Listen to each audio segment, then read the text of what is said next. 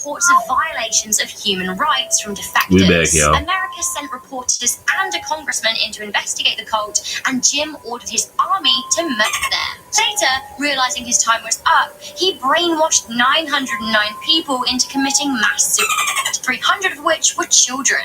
They all famously drank grape Flavor Aid laced with cyanide. Coming in at number 7, we have Vlad the Impaler. Vlad the Impaler was the inspiration behind the legend of Dracula, and like his fictitious counterpart, he was a very bloodthirsty chap. Vlad was alive for a mere 45 years between 1431 and 1476, but in that time, it is estimated that he could have killed around 1,000 people. Vlad was Prince of Wallachia, a historic region of Romania, and to cut a really long story short, he killed everybody that stood in his way of power or threatened his position. He plundered villages and killed armies. How did he kill them? Well, he's not called Vlad the Impaler by accident. He really liked to impale his victims and then proudly display their corpses. He also impaled animals and nailed turbans to the heads of Turkish messengers. He was known to be... Oh, we will get there, y'all. Just give it a second. We're going to pick up where we left off. Becoming a popular story in German courts. Speaking of Germany, next up at number 6, we have Joseph Goebbels. Some say this top-ranking in charge of propaganda was actually way worse than himself. Deranged, jealous, and erratic, Goebbels was a vicious Jew-hating killer who was a key player in defying the Aryan race and pointing hatred towards Jews. He was also fairly key in the establishment of concentration camps, including Auschwitz. This picture of Joseph Goebbels always haunts me. This is the moment that he found out the photographer was a Jew. At the end of the war, he and his wife had their 6 children before committing suicide. Coming in at number 5, we have Ted Bundy. Ted Bundy is one of the most prolific and infamous serial killers of all time. The American, who murdered somewhere between 30 and 100 women, was killed via the electric chair in 1989. Bundy raped most of his victims and kept souvenirs, including body parts and Polaroids of their bodies. When caught, Bundy gave a series of chilling interviews where he described himself as cold-hearted. He also revealed that he would decapitate some of his victims and then have sex with their corpses. Oh my God. Sometimes he would revisit his murder site and would again perform sexual acts on decomposing bodies. Bundy famously said, "We serial killers are your sons, we are your husbands, we are everywhere, and there will be more of your children dead tomorrow." Oh, this guy, gross. He seemed to take a sick pride in being a killer. Coming in at number 4, we have Delphine LaLaurie. Considered one of the most evil women in the world, let alone New Orleans, this absolute historic she-devil even got her own character on American Horror Story. Delphine grew up as a young, rich beauty in a wealthy white Creole family in New Orleans. After 3 marriages, she brought her own home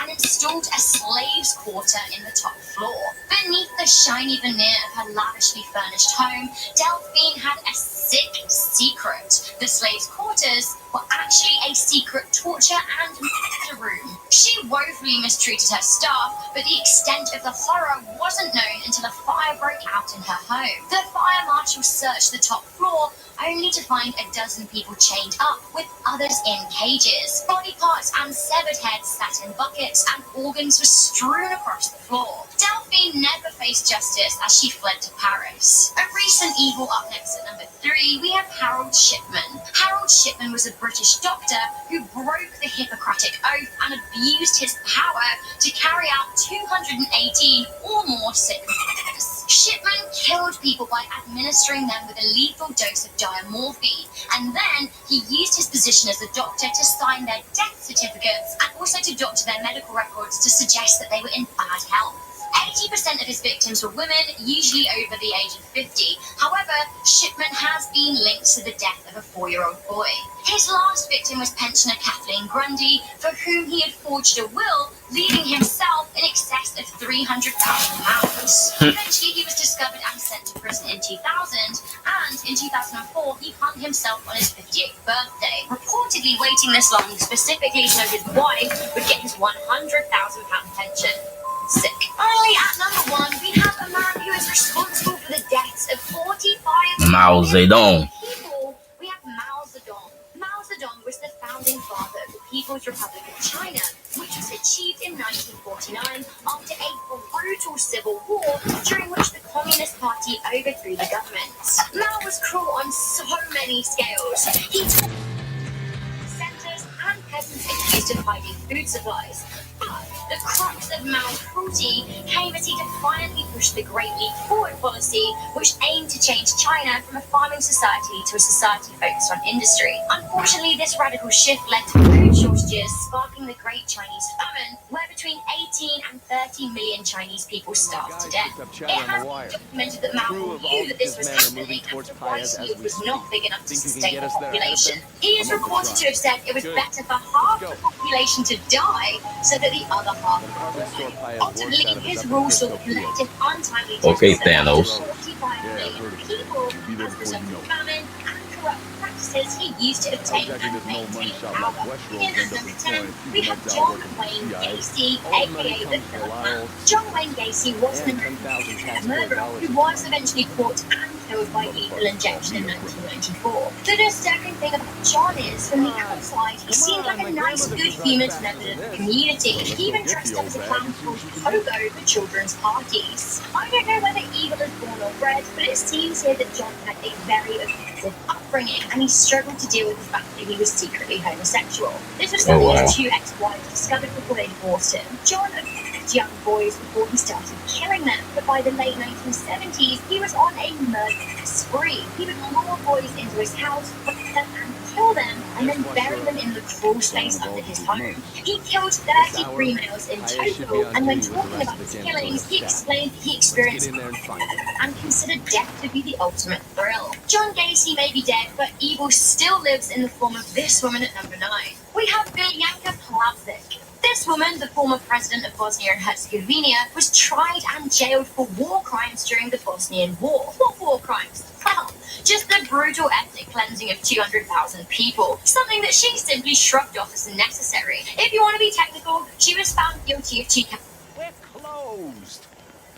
Motherfucker, do we look like we're here to buy a goddamn blender? Paez, where is he? Look, last time I saw him, he was on the 3rd floor. Thanks, buddy. Oh, and you and your crew who want to keep breathing should clear out. Counts of crimes against humanity and 1 count of violations of the laws or customs of war. This woman is very Dolores Umbridge in her evil deeds. She was actually released from prison early, as she was described as a sweet old lady who baked buns for her prison guards. Not only is Biljanka still alive and free from prison, she is once again trying to gain political influence. A warning to us all that evil doesn't always come dressed as a sinister clown or wearing a swat. Sometimes it comes with a smile and the sweet smell of buns. Although speaking of swat, when someone gets a swat tattooed to their face, you really need to ask some questions. Coming into number 8, we have the chilling man weirdly inspired by a Beatles song called Seattle. We are of course talking about Charles Manson. One of the most notorious serial killers to date, Charles Manson is You spend it on cheap booze. strange ability to manipulate people to do what he wants. Again, unlike some people on this list that appear to turn evil despite their upbringings, Charles had an upbringing. Of course, there's no excuse for forming a cult and instructing the brutal and possibly satanic of an innocent woman who was 8 months pregnant. The Manson family, or so they were called, killed 7 people and probably would have murdered even more had they not been thwarted. Those who have encountered Charles have gives off a resonance of deeply chilling evil. Coming in at number 7, we have Talat Pasha. Another crazy racist megalomania. Talat Pasha was the Grand Vizier of the Ottoman Empire, and in 1915 he ordered the extermination of all Armenians in the empire and is considered to mainly be the orchestrator of the Armenian genocide. So at the time, the population of Armenians was 2.5 million, and he killed over half of them, including the entire male population of the war. These weren't quick killings either. People were bludgeoned, tortured, dismembered, drowned, and boiled to death. Many men were even forced to rape their wives and children, and then have their sexual organs cut off, all on Talat's orders. Luckily, he got what was coming to him when he was shot and killed in the Armenian Revolution.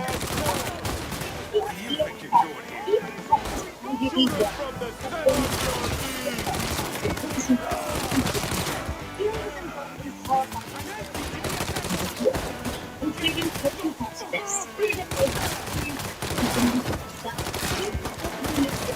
wait prison ticket.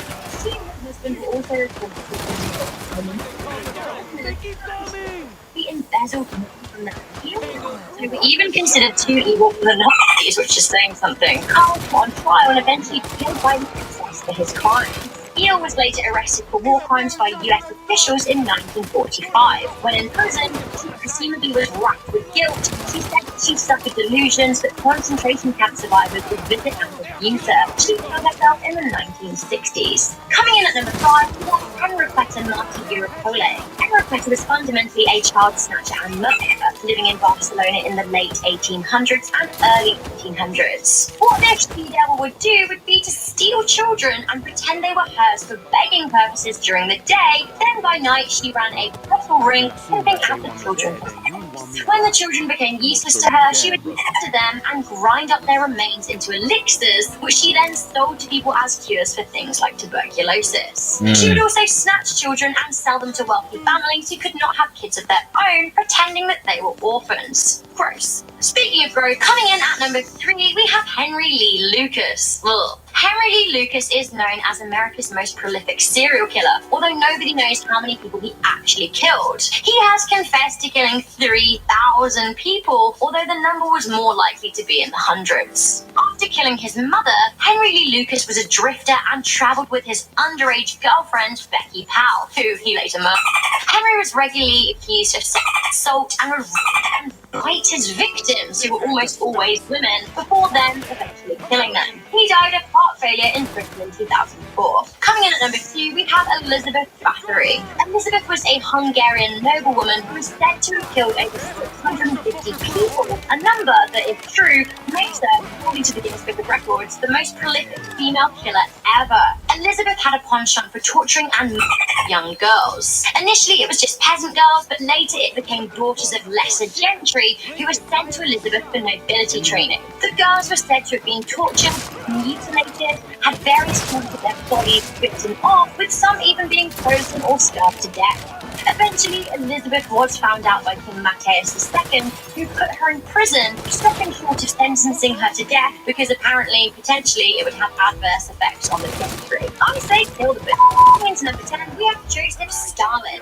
No matter what political direction a dictator's pendulum swings, anyone who seeks ultimate power is prone to giving in to the dark side. I'm sure that Joseph Stalin started off believing he was a young visionary, but the Marxist dictator of the Soviet Union killed a lot of people in his time. Quoted as saying, "Death is the solution to all problems," Joseph chose the last name Stalin, which means steal in Russian. Accused of purposefully letting millions of his people die in famine, he became paranoid and sent people he supported communism to gulags. These are basically horrible, horrible labor camps. This resulted in the death of over 1 million people. Some people are evil on a grand scale because power allows it, but others are the kind of evil that lurks in villages or small towns, places where you would least expect it. 2 evil people terrorizing the British county of Herefordshire. Coming in at number 9, we have Fred and Rosemary West. Fred had a difficult upbringing and suffered from mental episodes following a motorbike accident. Before he even met wife Rosemary,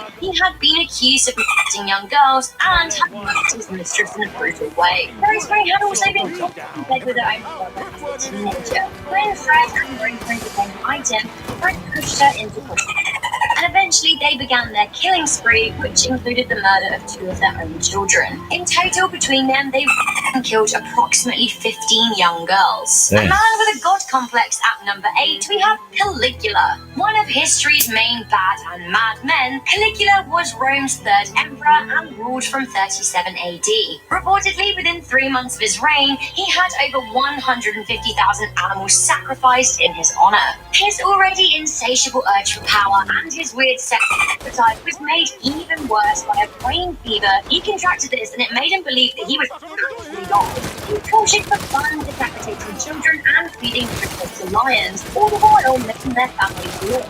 He demanded that men give up their wives to him, demanded his sisters to sleep with him, and had many, many people put to death, sometimes by sentencing them to death by elephant stampede, which I really can't imagine is pretty. One of the most evil women in history at number 7, often called the female Caligula, we have Queen Macedona the First. The Queen of Macedona Madagascar from 1828 to 1861 was often nicknamed the Mad or Wicked Queen. Fierce and uncompromising, Rana Valona wanted to kill all Christians in Madagascar, but not before she murdered the rest of the royal family. This also included the rightful heir to the throne.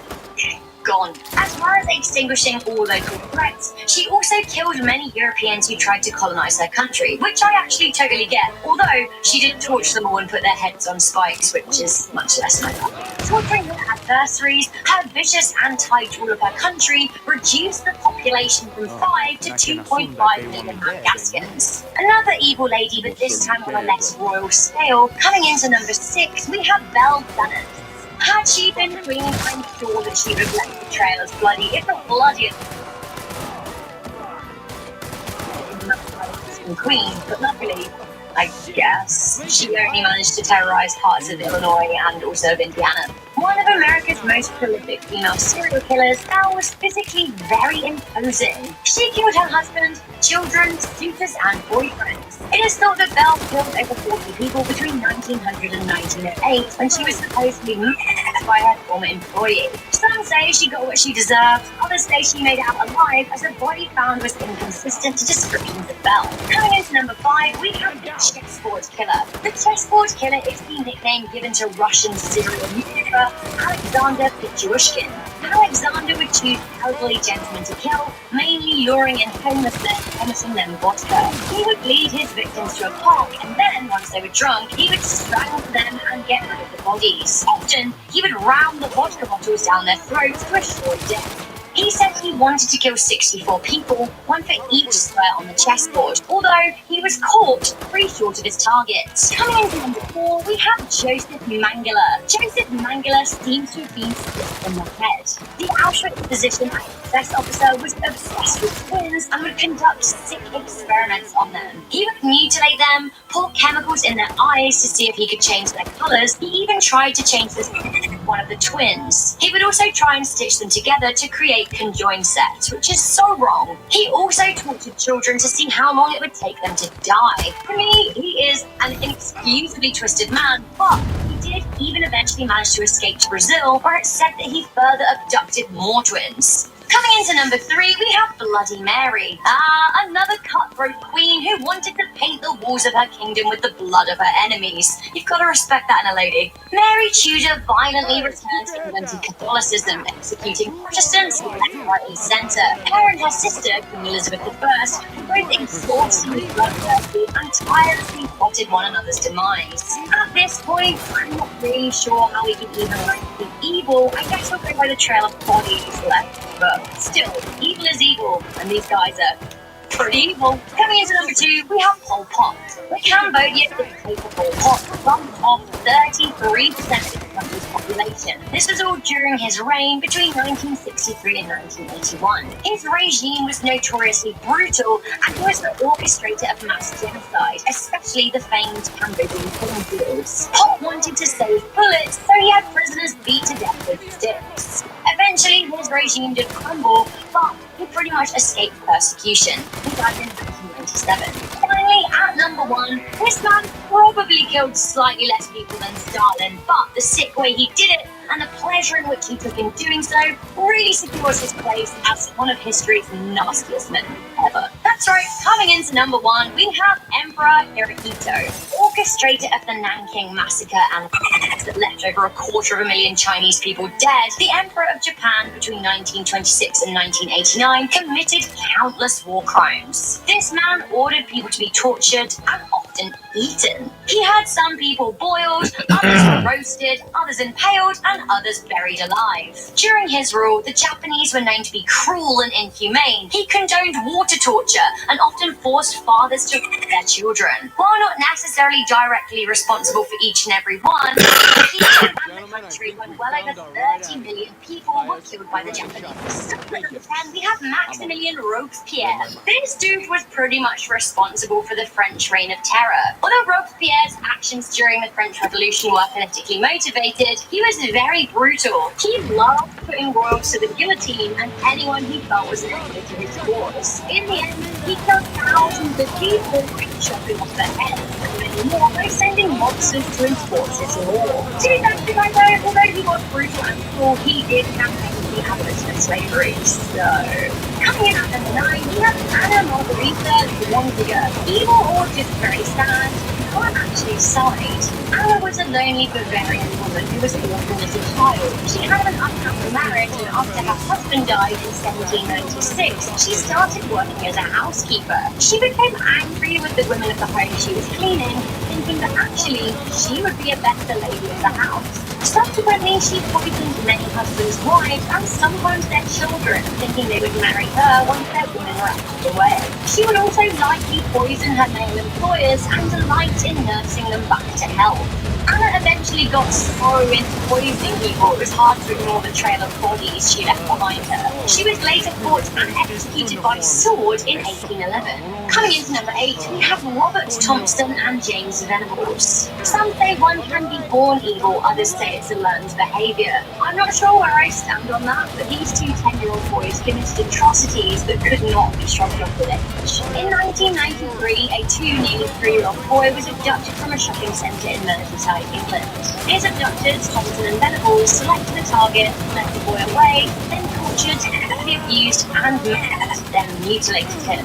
The abuse included pouring paint in his eyes, stamping on him, placing batteries in him, and more. The pair was seen on CCTV and arrested for only in prison for 8 years because of their age. Since then, Venables has violated his parole and went to jail again for only 3 years. It has been alleged that he uses for children and is using online dating sites. Coming in at number 6, we have Wilhelmina Minnie Dean. Minnie, as she likes to be called, was a New Zealand national who was sentenced to death in 1895 for killing babies. She's actually the only woman to have ever been sentenced to death in New Zealand, so yeah, she's pretty evil. She would pretend to help young pregnant girls who wanted to give away their babies for adoption without anyone knowing. Minnie would charge these girls a small fee to take on their child at her discretion. The problem was she wasn't actually raising the babies like she said she was going to, she was killing them. One harrowing report from an eyewitness suggests that they saw her boarding a train with a hat box and a baby, but disembarking the train with just the hat box, which was curiously very sad. Coming into number 5, we have Philip Budikin. A name not many people will know, but this is the 21-year-old creator of online game Blue Whale. The game takes place over 50 days and participants asks. On the last day, the player is required to commit suicide. It's thought that at least 20 people have killed themselves as a result of the game, and Budikin, who was thrown out of his university psychology course, simply said that he was cleansing society. He also said the group of predominantly teenagers were happy to die. A lot of teenage girls seem to have fallen in love with him. He receives their mail in jail. In an interview in St. Petersburg, he said that he was pushing the teenagers to their death. He said, "I was giving them what they didn't have in real life. Warmth, understanding, connections, and a cold hard dose of death." Firestone Direct comes to you, making vehicle maintenance convenient. Simply log on to FirestoneDirect.com, select the time, and choose a service, such as new tires, brake replacement, or one of our other services. Firestone Direct. Now we come to you. Coming into number 4, we have Gary Ridgway. Also known as the Green River Killer, Ridgway killed 70 or more people throughout the 80s and 90s. Many of these girls have not yet even been identified or found. Most of the murders took place in Washington state, and as he dumped the first 5 victims in the Green River, he became known as the Green River Killer. Ridgway would kill his female victims and then return to their bodies to have sex with them. Ridgway was married several times and became very religious, yet strangely, he really wanted to have sex with his wives in public places, often where his victims' bodies were found. When he was caught in 2001, he confessed that he had killed so many people, he'd lost count. Coming in at number 3, we have Anders Breivik. Breivik is a far-right Norwegian terrorist who committed the Norway terror attacks of 2011. The attacks were so brutal that this man stands out as particularly evil. Breivik killed 77 people on the 22nd of July 2011. 8 people died in an explosion caused by a car bomb in Oslo. This was near the government offices in the city. He then made his way to a youth summer camp on the island of Utøya. The camp filled with youth chairman of the ruling Labour Party. When he arrived at the camp, he shot and killed 69 people, many of whom were playing dead. Many of the youth on the island hid to avoid his. Eventually called the police to give himself up, but he still killed a lot of people while he was waiting for them to turn up. Breivik continues to give Nazi salutes and insists he acted the way he did to speak out against multiculturalism. So yeah, he's evil, he's racist, he's a...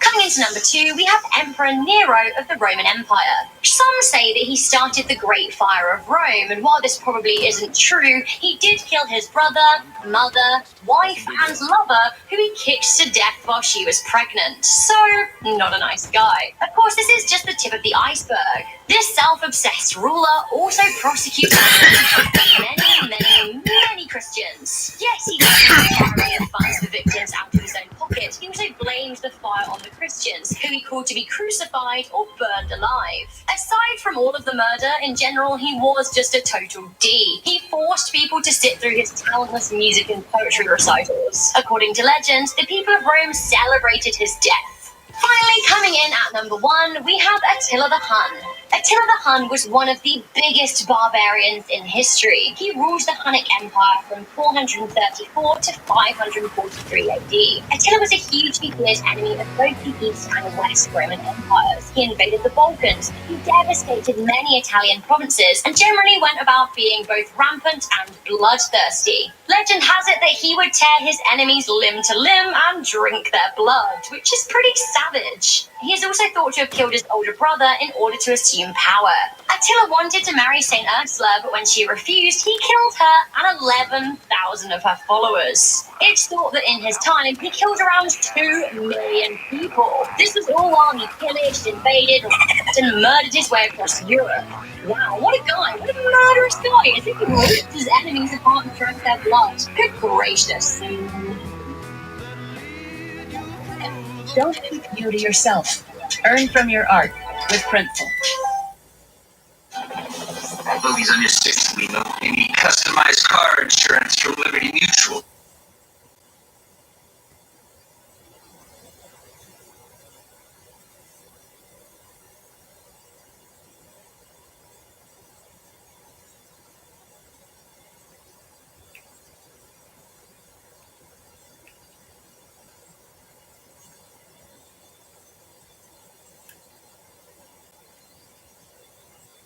So they only pay for what they need. We are not getting you a helicopter. It's a thin hardball. Like that.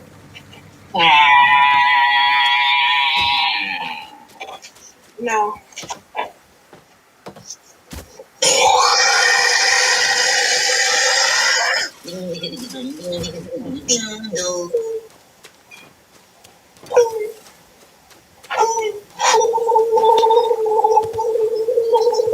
Only pay for what you need.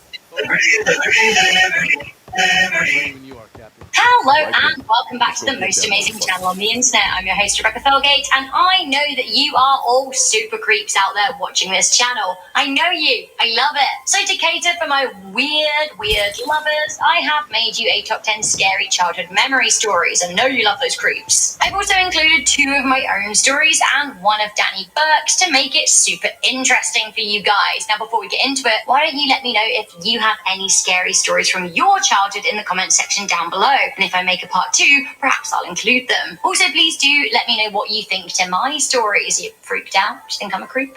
I am. Please do hit that thumbs up button and share this video with a friend, and turn on notifications if you haven't already. Check out the links in the description box to our Instagrams, and stick around to the end of the video for comments. Alright, coming in at number 10, we have The Wolf.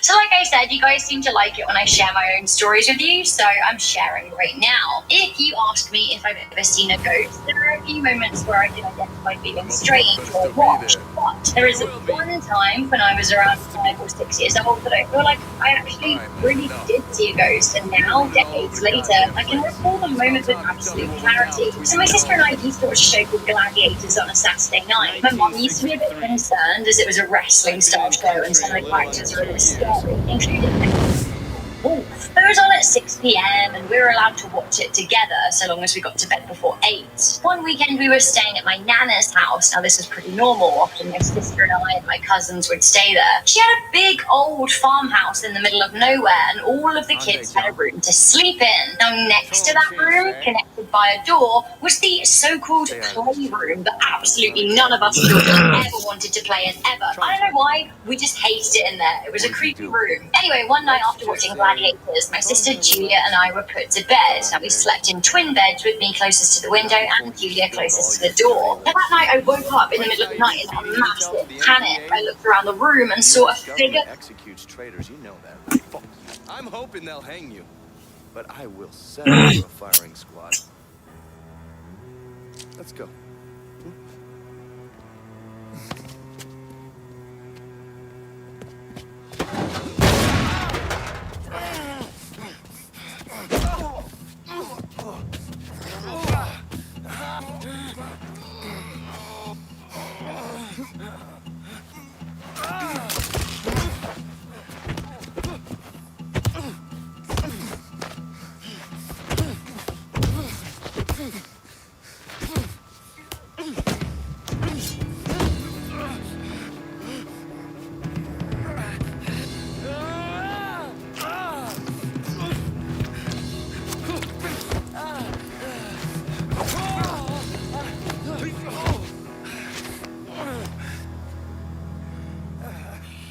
I'm gonna need something juicy to shoot things over with the NVA. So why don't you tell me where those SOG recon teams are heading? You really think that I didn't pass on what Tron told me? Right now, every moron in your little circle jerk is being rounded up. I always thought the company was halfway decent at screening out dumbasses. Guess I was wrong. That's funny. That's real funny.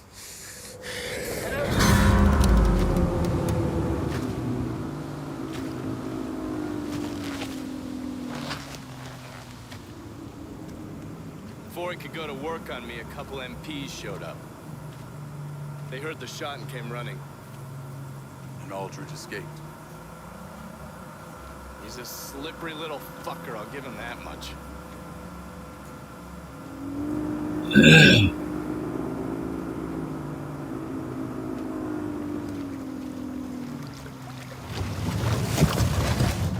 Come on, let's go find that goddamn pissant.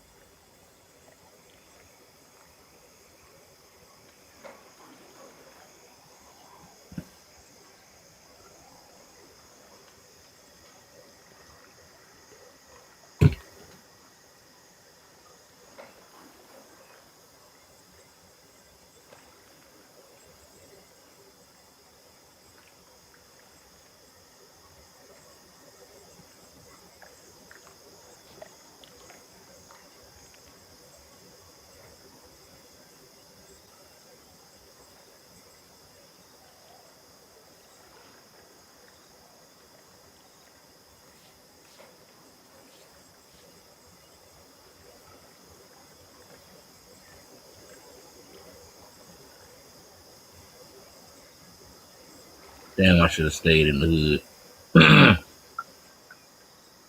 Crouching by the door of the playroom. It was a black shadow with bright, wide yellow eyes, almost like an animal. To me, he looked a bit like a wolf. Now, he looked at me, and from across the room, it or him, I'm not sure, jumped on all fours to the bottom of my sister's bed. She stayed asleep, but he looked at me directly in the eye and then disappeared. To this day, I still remember it. I don't know if Gladiators had scared me, the playroom had scared me, or I'd seen a ghost. Number 9.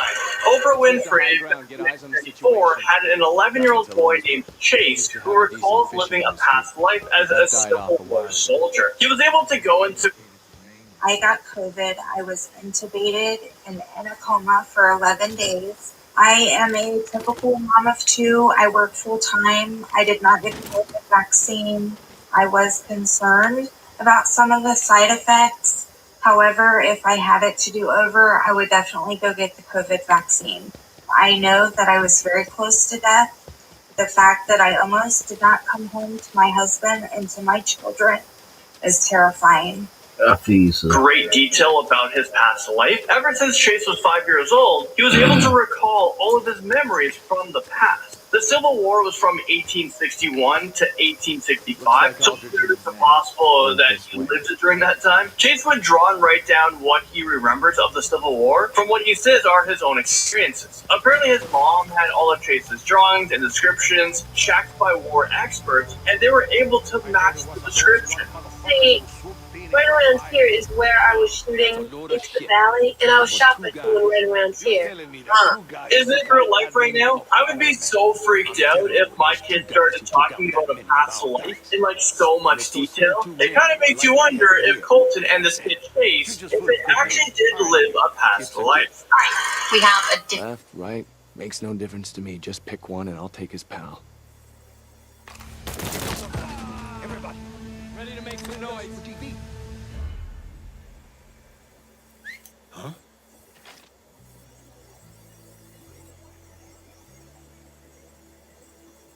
If they've got any more buddies, they're in the wind.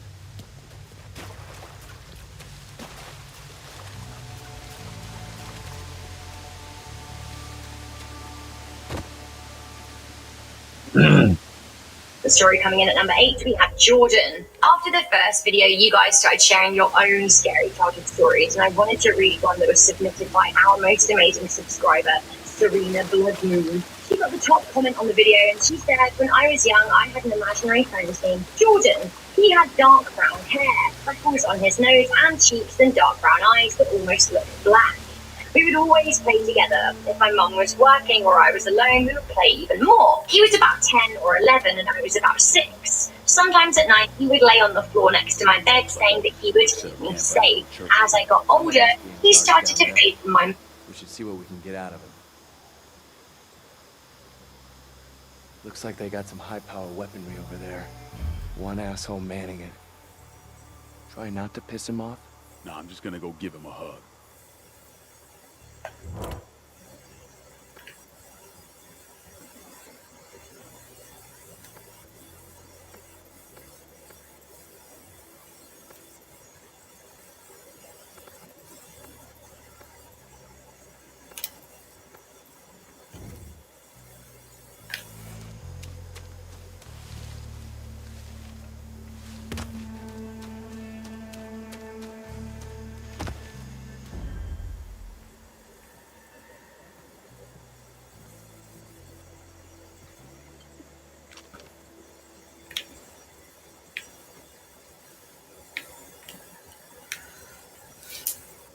Memory as an imaginary friend does, but I would still feel like someone was always sleeping next to my bed. A few years ago, when I was 19, I moved into my first apartment and met one of the families living there. There was a mother, a father, and 2 kids. The girl was Amanda, but the boy, his name was Jordan, and I swear he looked exactly like my imaginary friend and even acted like him. I came home from work one night and the family was going out to do dinner. I said hello and walked past them, but Jordan tugged on my shirt and said, "You'll be safe when you sleep." Creepy. It shook me deeply and I brushed it off. That night, I felt a strange presence and looked at the side of my bed. Sitting on the floor was Jordan with a slight smile as he said, "I told you I'd keep you safe." I woke up screaming, realizing that the encounter in the hallway was all a dream. I'm honestly glad that the last part was a dream, but still, that's pretty freaky. Moving on to number 7, we have the boy who is his own grandfather. Yeah, you heard me correctly. This boy claims to be the reincarnation of his grandfather. A year before Gus Taylor was born, his grandfather had passed away. However, when the baby was 18 months, he started referring to himself as his own grandfather, Grandpa Augie. When he was 4, he could point out his grandpa in photographs, despite never even seeing him before. Gus would also talk about his sister. Now, the grandfather's sister had been murdered, and they always kept that from Gus. But somehow he already knew this detail and would continuously talk about his past sister. Creepy. And also super confusing. So the grandfather was the dad to Gus's mom, but his mom gave birth to her dad, the grandfather? That's so weird.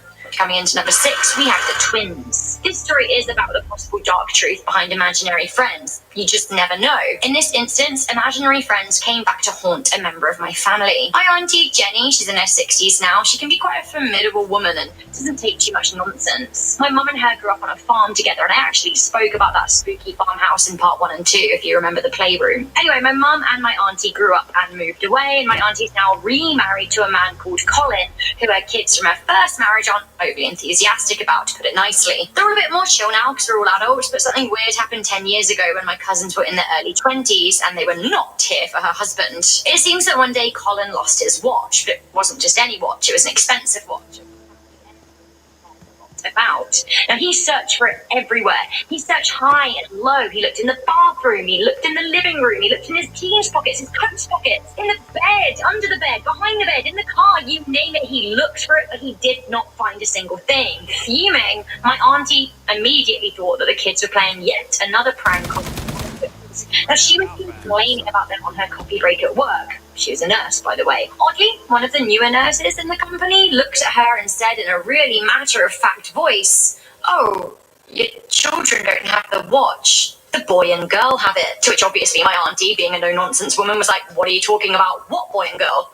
The woman was still pretty deadpan, and she said, "You know, the boy and girl, they're always with you." She advised my auntie to go home and ask for the watch to be returned. Perplexed and bemused, my auntie decided, do you know what? It was worth a punch. She'd do it, even if she was only humouring the lady. So she got back to her house, stood like the no-nonsense woman she is, and said to thin air, "Give it back. Please give me back the watch." Then, I guess she didn't think about it too much. She didn't think the watch was going to make its way back to her, certainly. One night she was on the phone to my nana, her mother, and she told her about the weird nurse at work.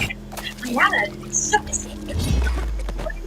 said, "Actually, that's really, really weird, because come to think of it, when you were little, you used to have 2 imaginary friends. They were a boy and girl, twins. You would walk around the garden with your arms outstretched, holding their hands. You always used to be with the boy and girl. You were inseparable." My auntie and my mum, like I said, did grow up on a Victorian-era farm that was pretty creepy, so I guess this freaked my auntie out a bit. But the icing on the cake came the next morning when her husband put his coat on to leave the house, put his hands in the pocket, and lo and behold, found none other than his missing gold watch. My auntie thanked the boy and girl for its safe return, but has felt very weird ever since. Coming into number 5, we have the Dead End Street. Bored Panda has some stories from Twitter, and a Twitter user with the handle Phonetics tweeted out, "Back in the day, my younger brother used to tell us about his other grandparents. They lived in a blue house. After always telling him that he was making it up, he was adamant, and he told our mother that he could bring her there. So she entertained him. They went for a drive." The tweeter continues by saying, "This 5-year-old little psycho gave her turn-by-turn directions for close to 45 minutes. We ended up 4 to 5 towns away in a dead-end street with an abandoned blue house at the end." Now, the tweets got over 11,000 likes between them and thousands of retweets. The tweeter followed up by saying, "I told my little brother, who's 35, that I told you all this story, and he forgot all about it, but he still remembers exactly where that blue house is." To number 4 with Sam, a young boy who might actually be his own grandfather. I mean, this sounds so confusing, and what is going on here? Well, a year and a half before Sam was born, his grandfather passed away. This crazy phenomenon started when Sam was just 18 months old. When his father was changing his diapers, Sam said, "When I was your age, I used to change your diapers." I would be freaking out, like, what the heck are you talking about? I know the idea of reincarnation has been around since 800 BC, but I don't think I can wrap my head around it. Scientists have actually been studying the survival of consciousness. So did this grandfather pass away and become Sam? Sam was able to point things out in pictures that he's never seen before. He was able to identify his grandfather. Those are pictures Daddy brought back from Grandma's funeral. It's my car. The family started to test Sam with the picture to see how much memory of his grandfather he actually has. Do you recognize anyone in this photo? There I am. No, Sammy, that's your grandpa when he was a boy. No, that's me. Coming into number 3, we have the chair. Now, this is the last of my own scary childhood memory stories for this list, but it's a good one. I guess a good one for you anyway. You don't have to live with it. Not luckily, neither do I anymore, but still, every time I go home to see my mum, I feel very uneasy about this chair that she still owns. Let me explain. So my mum has this dark wood carved chair that I just feel like is evil. I don't want to sound crazy, but every time I look at it, I'm like, that is an evil chair. I've never liked it. It just radiates a bad energy. So long as I remember, she's had it, and I've just never spent too much time around it because, once again, it really fills me with like a cold dread. It's always been in places like the hallway for decoration, though, so I've never really had to like be in a room with it for too long. Anyway, once upon a time, a friend of mine came over. And he said that he also thought that the chair was weird before I even said anything. He said he had a strange sense that it was missing something, but he couldn't figure out what. He didn't like it though. A few years ago, my mom was having something valued one of them, and she was told that the chair was from the 1800s, and funnily enough, it was part of a duo that had a missing partner. The story's a little it just kind of freaks me out. The chair seems to have some people knew before my mom. Number 2, we have the boyfriend time. Tonight was 3 years old, and he started having memories of his past life. This 3-year-old boy remembered a teacher named Love. He talked about his previous family, wife, and children. He said that he passed away after being shot in the head while walking to school. What's freaky is that this boy has 2 birthmarks on his face. One on the back of his head and one above his left eye. Those are the exact spots where the bullet entered and exited Bulakai's head. Now, people believe that birthmarks have some sort of story from our past lives. In this case, it symbolizes how he was killed in his past. Now, Bulakai was a real person that passed away about 5 years before Chennai was born. Finally, it's a childhood memory worse than remembering a school shooting. Coming into number 1, we have Beslan. On the 1st of September 2004 in Beslan, Russia, a crisis developed as a group of 30 Islamic militants Chechen rebels stormed a massive school on its first day of a coup. They took 1,100 people hostage, including 777 children. Over the course of a 3-week siege, 374 people were murdered, including 186 children. A further 700 were moderately to seriously injured. Now 100 or more of the dead actually burned alive. 15 years later, the survivors are grown up and have some very, very dark memories. The survivor is 17-year-old Aida Sadikov. It is this girl pictured in this image. Now, she was just 7 when the attack happened and was photographed and covered in blood, trying to climb her way back to the school to look for her mother. Luckily, her mother did survive the attack, but her best friend did die during the siege. Speaking about the attack, she said that this tragedy changed her life. She said it didn't break it.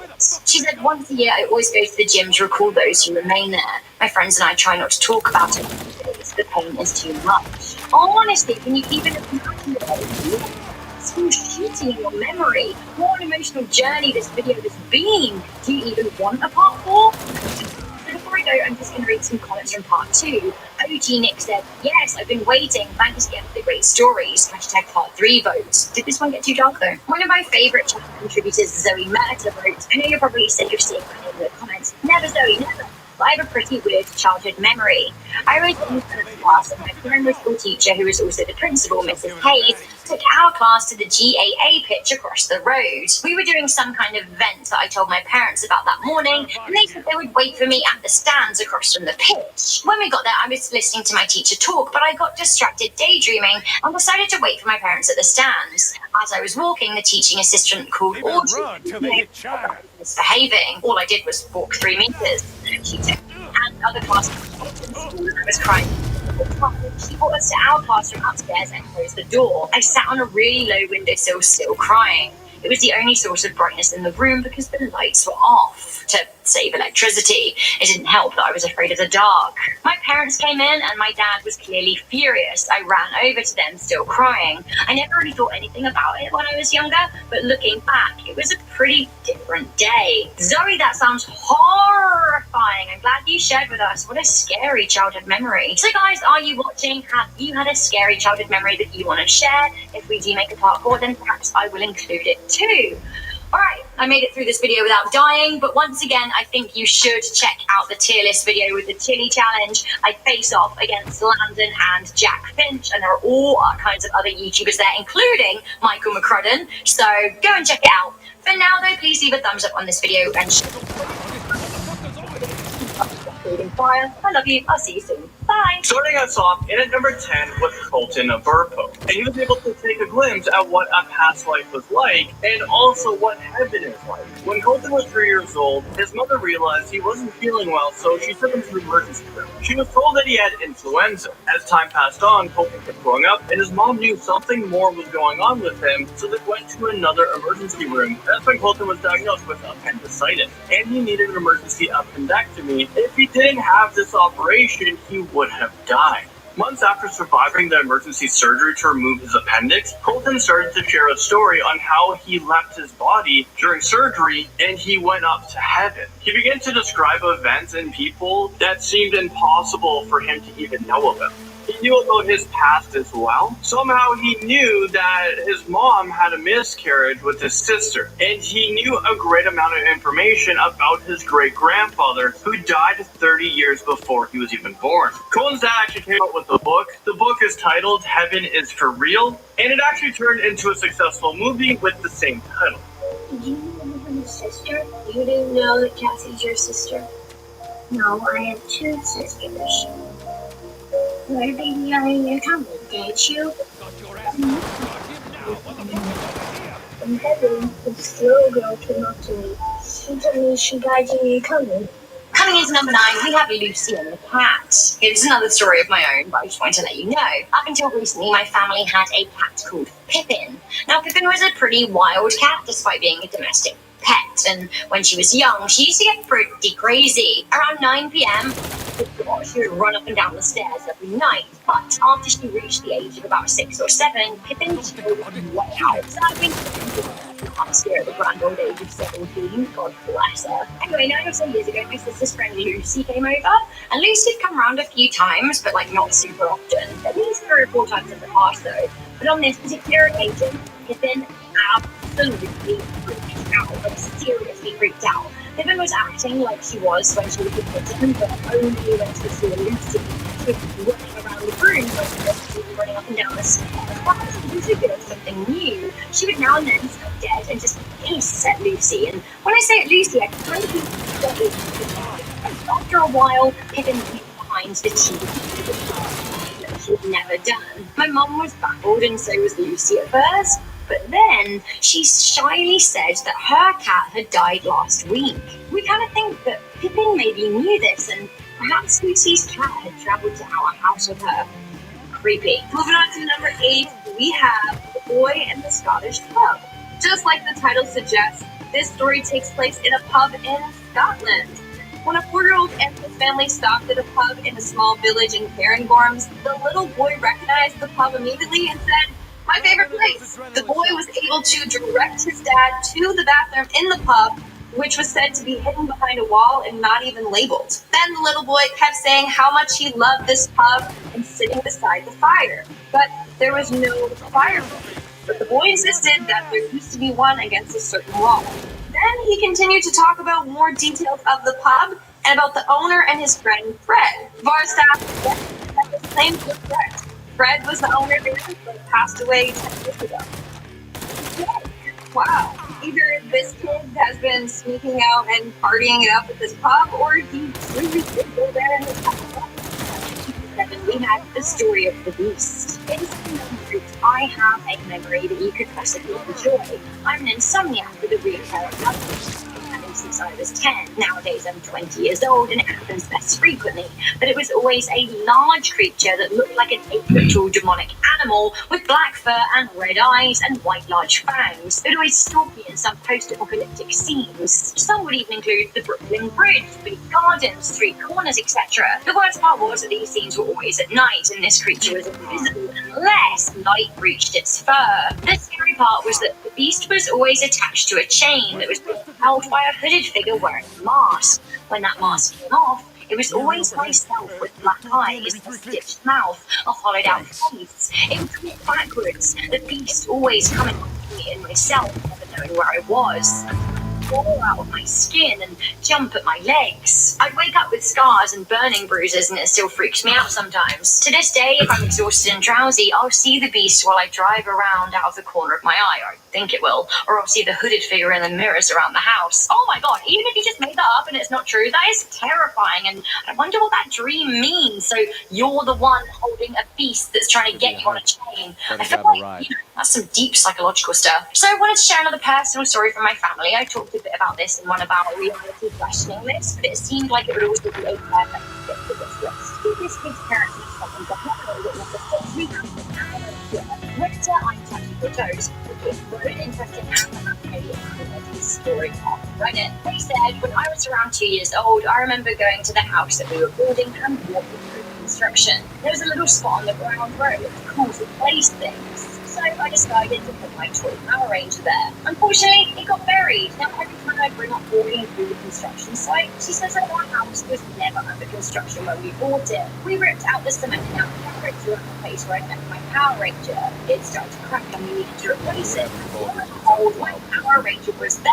That was specifically the only thing I remember. It was being very upset. It was your favorite toy. Now their parents still deny the fact that the house was under construction. It's really weird. We explained the Power Ranger. One response dressed, and it sounds like your parents had a body very cemented under your garage. To be honest, I basically agree. Let's move on to the story of Nicola Innocent of 5. This is a Nicola in the UK who claims she has lived a different life, a life where she was killed by a truck. Her mom kept asking questions like, what was your previous name, or where did you live? Well, she wasn't able to remember her own name, but she was able to remember her father's name. His name was Thomas Pence, and she had a mom and 2 sisters. Nicola believed that she was a boy in her past life, and she does remember what town she lived in. Well, they visited this small town Nicola lived in, and they never wanted to go through the church's books to find out if there were any Pences. The church records clearly show that a male child was born in that parish to parents of the name Nicola remembered. The date was 1875. So they found the exact name of the person. The mother dug up some more, just to have more answers, and in an archive we found that this family did have 2 daughters. Nicola was taken back to the train track where her accident happened.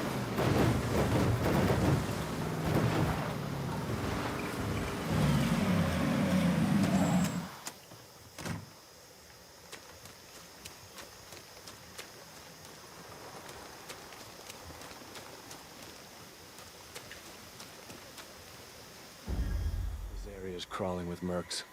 You got a plan? If I can get up on that ridge and catch those assholes off guard, it may save us some trouble. All right.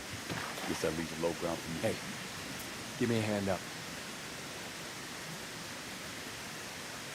Look up some more, just to have more answers, and in an archive she found that this family did have 2 daughters. Nicola was taken back to the train track where her cuddling later.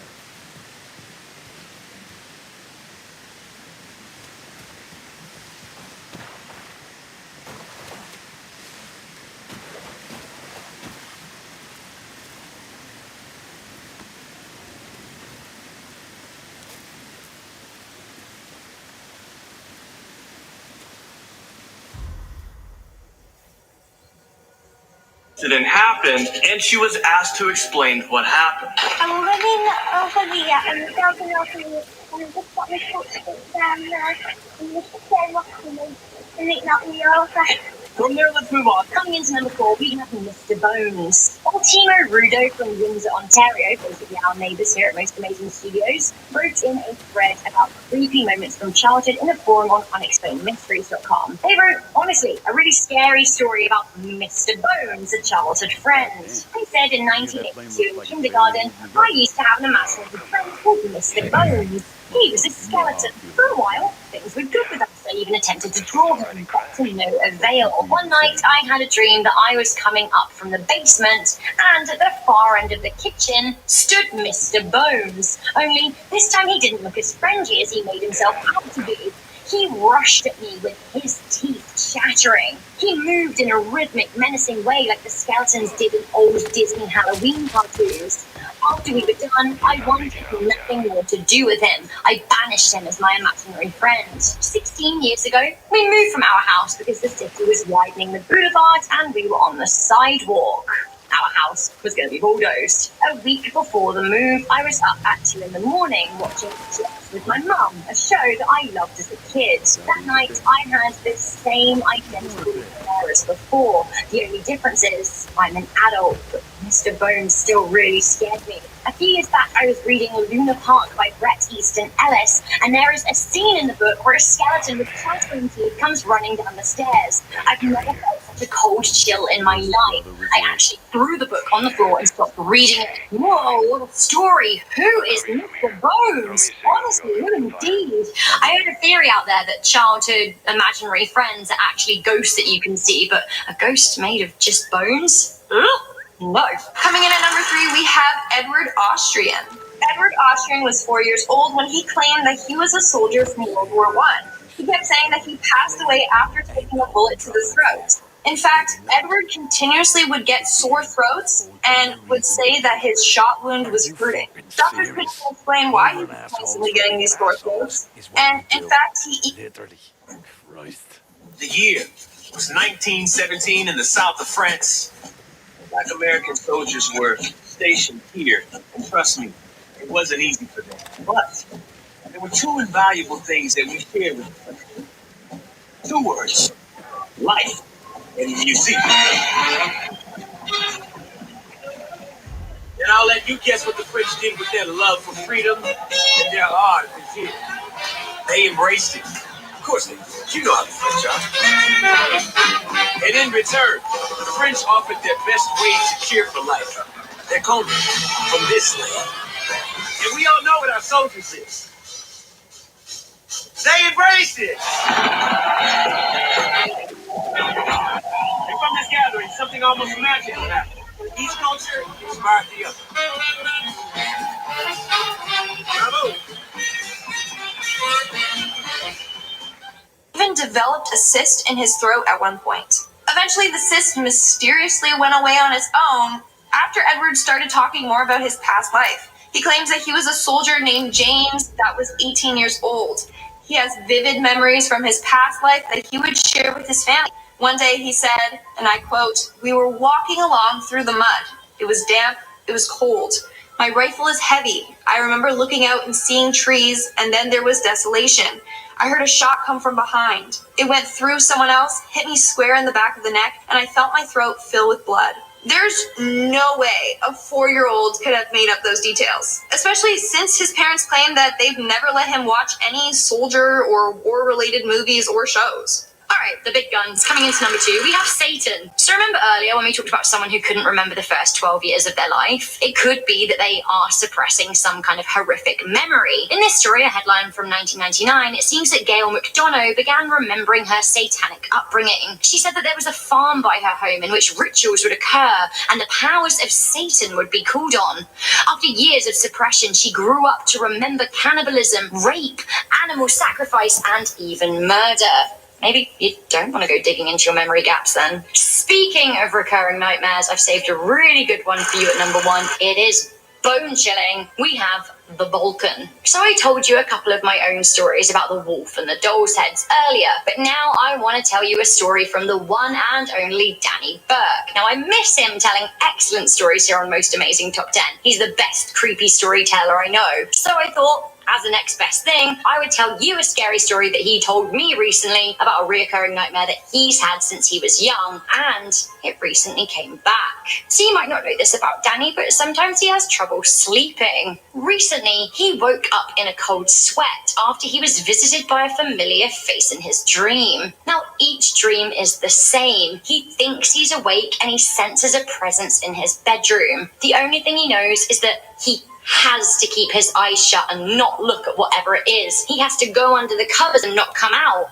But In his dream, curiosity always gets the better of him, and he unfolds from the covers and he pokes his head out and he opens his eyes to see a decrepit old witch with long hair, red eyes, white skin, and salt absolutely pouring out of her mouth. She then leans over to him and lets the salt pour into his face and eyes. He can't see anymore. Just as she's about to suck out his soul from a Dementor-style kiss, he wakes up. Honestly, the salty witch story was so vivid when he told it to me and so scary. He actually turned it into a scary story on his and Jack Finch's channel, oh no, called The Balkan. You should go and find it because his storytelling is, well, you know, you remember. So guys, that's a top 10 scary childhood memories. Please, videos, you let me know your thoughts in the comment section down below, and you let me know which scared you the most. If you've got any stories of people you really want to hear, before we go into the stories and the secrets of the absolutely necessary. Jordan Driver said, Rebecca, please do a top 10 weirdest comments you've ever got on your videos. Oops, that would be a long video. I did it for 3 years, 8 months, and there have been a lot of weird comments. Maybe I'll include them as a chapter in my autobiography one day. Actually, if you've got legacy applications, please do a top 10 Yorkshire legends, which is in Britain. Land of Yorkshire Dales, Wednesday Tea, Yorkshire Tea, into Bury, Yorkshire. It is the best, better than all the rest. Yorkshire, take me home, although Yorkshire, but near enough. Poach Freya said about the Sphinx, me, got your nose. I said, got your nose, Sphinx joke. I love it. Well, where did that nose go? We need to know. A big mystery. Good. Okay, guys, I'm still freaked out from this whole list. I need to go and recover and watch videos of dogs playing with Davies.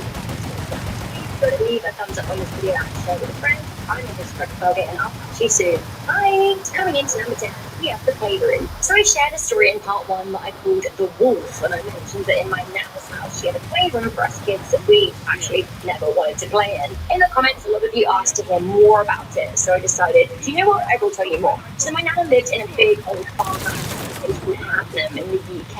The house actually used to be 2 homes, but her and my granddad bought the neighbour's home and knocked it through to make one big 5-bed house with lots of space and 2 living rooms. My grandparents only had 2 kids, my mum and my auntie, but they had quite a few grandchildren, so they decided to turn the room at the back of the house into a playroom. A whole room to play in. Like, honestly, how lovely is that?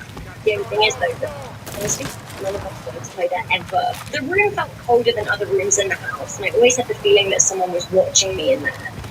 Because it was the furthest away room in the house and we didn't want to be so far away from my nana. Or maybe it's because the room was an old bedroom that Nana's former neighbour, never having children of her own, died in. I honestly would absolutely love to know more about the house and the room today. I wasn't ever anymore, but yeah, it was creepy. Not a good playroom. At number 9, we have a daughter who just wants to go to bed. This mother claims that when her daughter was young, she kept begging her mom to take her home. When she asked where her home was, she said that she used to live near the water with her other family. That was until one day she passed away. She would even draw pictures of her past home and retell memories of her watching the waves. She also refers to her mom as Pa and wants to go back home to her other Mahi. Listen to this at number 8, we have the Great Nothing. Rita Ashley Button said, I remember almost nothing before the age of 12, and that's kind of creepy on its own. Honestly, really is creepy. I feel like my earliest memories from when I was super young, I was still in a cot, and I remember crying when my auntie came in and turned the light out. So the fact You create it. From wherever you rooms, home offices, hotel rooms, and co-working spaces.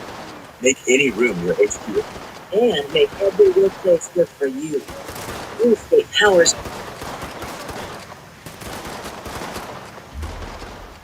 For collaboration with a fully integrated hybrid work platform. Whether you're working side by side, in different rooms, or from home, you're always connected.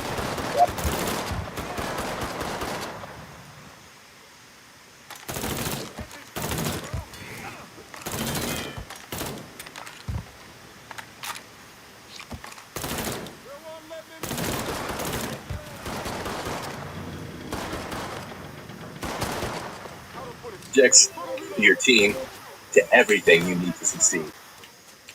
Bluescape, together from anywhere. Hi, Today we're making Halloween spider bite cookies.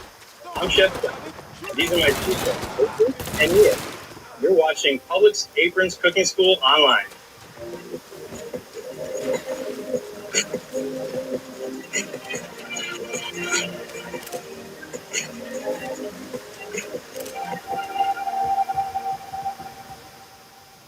Okay, so You know, until you remember the things that my sister and I would do from around 4 years old, which is around the time people start remembering things. So, I don't know. Why can't you remember anything? What does this mean? Next up, I want to include a story from one of our subscribers, like I mentioned at the beginning of the video. Coming in at number 7, we have The Attic. This story comes from Redditor No Cat. God damn it! In the attic, her bedroom. Now her bedroom was attached to a door that led to the attic. I'm sure it's clear. The attic was quite a big space, and often her mum would pop up there sometimes to put things in storage. The thing is, though, she'd always leave the little door open to the attic. Where's the warhead? Mr. Aldrich is going to be real happy to see the two of you. Hey, shit for brains. I asked you a goddamn question. Where's the nuke? Ask me again, boy. Who the fuck you calling boy? Boy. Please, don't kill me. Don't kill me. Oh, So, what's Aldridge doing with the warhead? He's got a contact in the NVA. Some general. He's paying big money for it. Motherfucker! I swear it's the truth. Quiet. Go!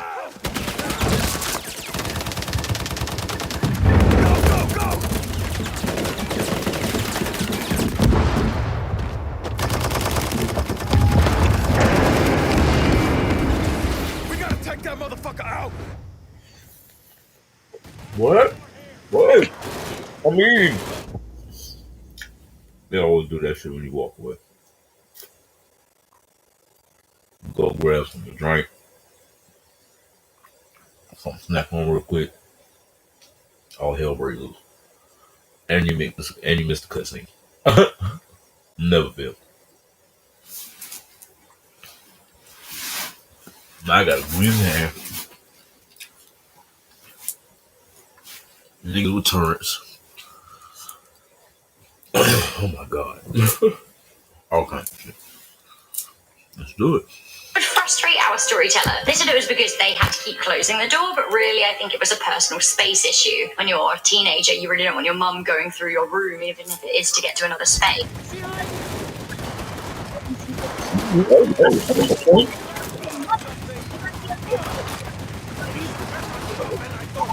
God. When they closed the door,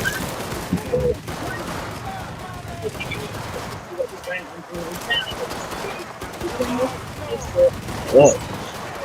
The rest was so freaked out they couldn't sleep in this room anymore. They screamed and they screamed. Actually, didn't find it.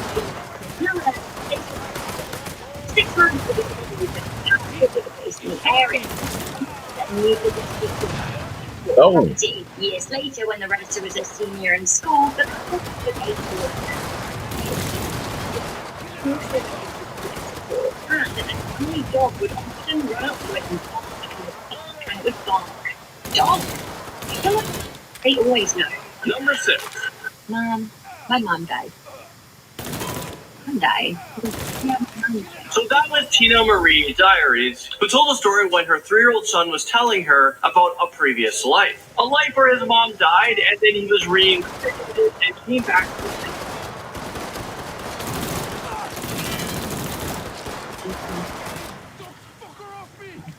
You guys can go watch the full video if you guys want. I'll put a link down there. But the title is called My 3-Year-Old Son Told Me About His Past Life. It's a true story. I couldn't believe it. Very few people were actually talking about their own experiences with someone they know who has experienced with their past. We talked about reincarnation. So I guess in the title of this video, let me know if you guys have a story, or were you guys reborn again, and what memories do you have? or just make something up for the conversation. I don't know. The real childhood fear coming up next. Can you even imagine your situation? Going back to logic broke into with what to share memory. This really shook me because it could have ended so. She wrote, I was 4 years old, we lived in the country, and I was a real tomboy. I would spend most of my time praying. One day, the cookie was out into a neighborhood of breeze. We were running through the high stalks, and then I heard the harvester. The harvester was coming even close. It wouldn't have been able to see me. I thought I was going to be chopped into a million pieces. And I ran, but I didn't know which way was out, and the sound was getting louder. And I felt sick. After that, to climbing trees, I could see everything. Honestly, can you even imagine? That is my worst nightmare, because the person in the harvester would never have seen her, and it would have been like, damn, kid, what? Honestly, I can't face it. The sound coming closer, I could really enjoy that one. Next time I listed at number 4, we have James Linger. Born in 1998, when James was 2, he claimed to be a lieutenant and passed away when his plane was shot down. Now, just like any other parent would do, they just brushed aside, saying that he had a wild imagination. But then he kept describing accurate information. When they researched into this plane crash, they found that there was an American pilot named Lieutenant James Houston Jr., who passed away in 1945 towards the end of World War II. First off, what are the odds that he gets reincarnated and his parents literally picked the same name? Now, the boy continued to talk about his ship, the Natoma, which was also true. He would also have reoccurring nightmares about an airplane crash. His parents then met Lieutenant James's crew, who are all old by now, but they confirmed the details that James mentioned, saying that they were all accurate, and only the lieutenant and the crew could have known some of the details. Coming into number 3, we have, does anyone know CPR? It's a valid question. Honestly, though, imagine hearing this in your childhood and living with the memory of it not actually going so well. A user called Fork shared this story on a chat board on a website called I'm Not Okay, and I think I am either. They wrote, my family and I were doing some grocery shopping one day. I was in the 8th grade. One of the store employees came running down the aisle yelling, does anyone know CPR? Apparently my mum was the only person in the store that did. A woman had collapsed and wasn't breathing, so my mum and I rushed on over to her. My mum performed CPR with a paramedic arrived, but we later found out that she died. I didn't know her.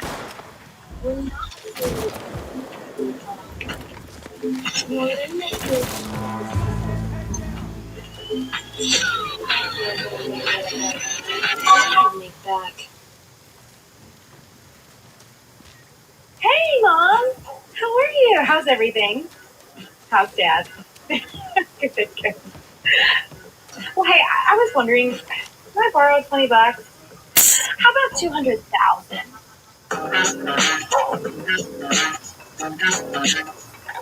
Welcome to the Red Desk, the little pocket of the internet where we help you make better real estate decisions. Today, we're talking loans and what you need to know to get your hands on some of that green stuff without begging your parents for cash.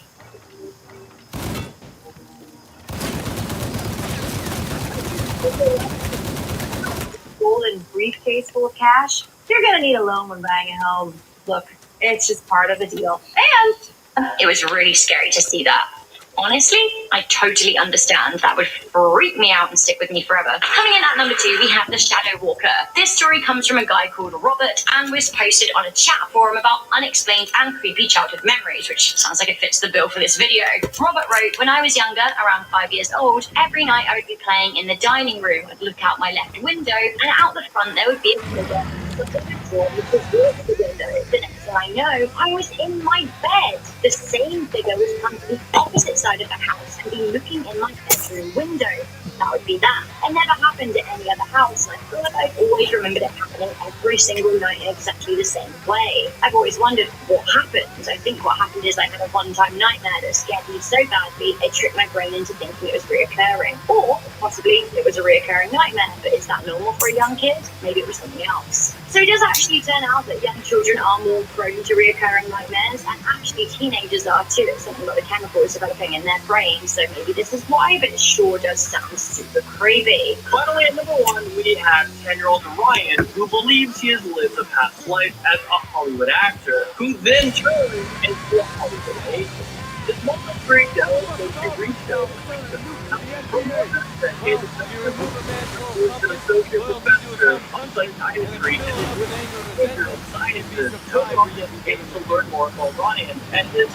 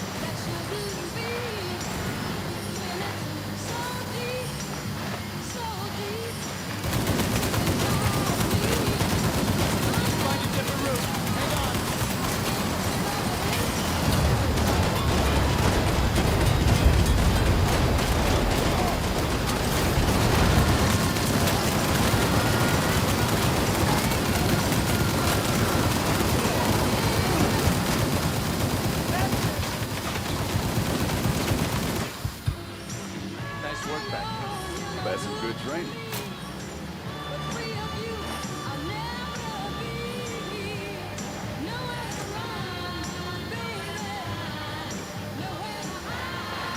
I do not own the rights to this music. I do not own the rights Sometimes you just need to to this cool music. off with an ice-cold milkshake. Sounds good, don't it? Then you need to come into the Briar Patch. This week, every Big Bear Burger Deluxe comes with a free side of Foxy Fries and a real ice cream milkshake. The Briar Patch. Good food, good folks, good old-fashioned Southern hospitality. When a man has a yearning, a desire that is burning, a hole that needs filling, a hunger that needs killing, Hacks is the place to stuff that hungry, hungry face. Grab your keys, grab your car, drive to Hanks, drive to Hanks, Burger Bar. Right now, get a Big Hank double cheeseburger, fries, and one of our famous malted milkshakes for only 75 cents. Hank's Burger Bar. Check the yellow pages for the location nearest you. Since the department store has more of what you're shopping for. Holton's has super duper savings that will keep you saving all weekend long. This weekend only at Holton's. It's the 20... End of the line. We'll walk the rest. Good. I'm tired of the music, bro. A nuke to the NBA. Aldridge really crazy enough to do that? Crazy enough? No. Angry enough? Maybe. There goes a nuke. Is that a... Those commie motherfuckers did it. They built a goddamn base, missile silo and all, right off our own coast. We need to get down there. Hard to tell what we might run into, so stay close.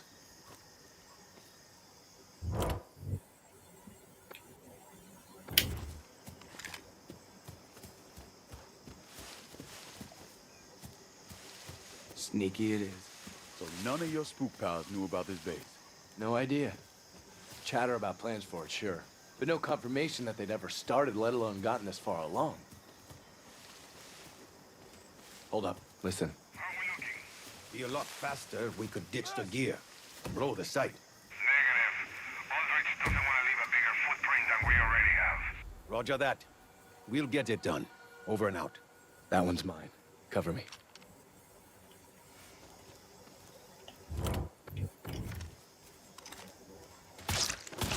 Need to secure the area.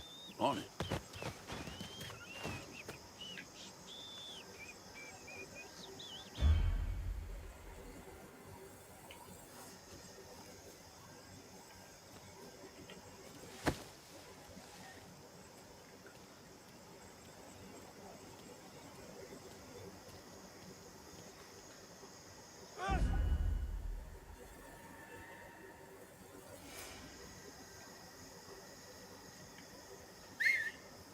Mustn't know about fire.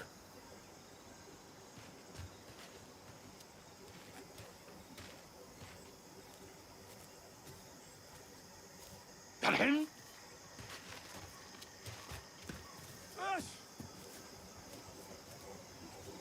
Got him? There!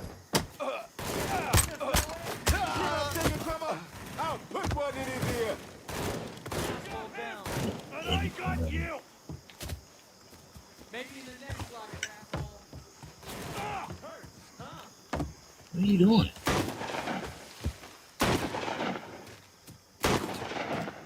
What the fuck?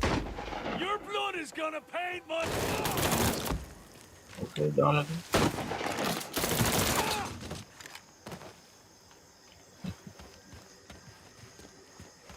Grab one of those adrenaline shots.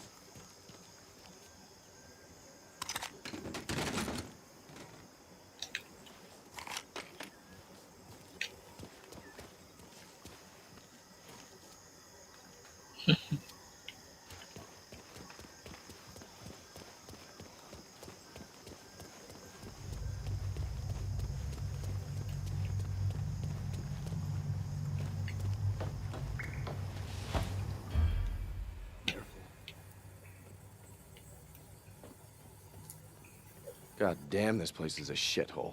Feels like I ought to get a tetanus shot once we out of here. The warhead must have gone into this elevator. Podvanai-Bogda. Shit. Which goes straight down to a submarine bay. That must be how he's getting the nuke off the island. How do we get down? Looks like the red service line on the ground will lead there. Red. Of course it's red. What do we do now? Can't exactly knock and ask him to give the nuke back. No. But I can hotwire those doors, probably get them open 30, 40 seconds tops. All right. I'll cover you.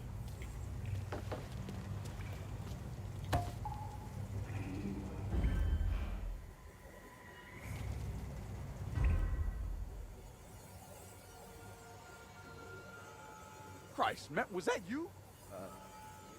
Mother... I ought to let him shoot your ass. I said maybe. Either way, it's probably gonna get real popular. Fuck. Just get the goddamn door open.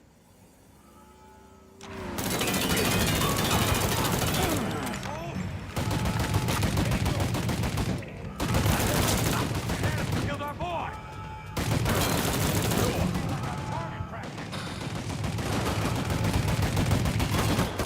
Hey, maybe I should ask one of those guys. Out of bullets!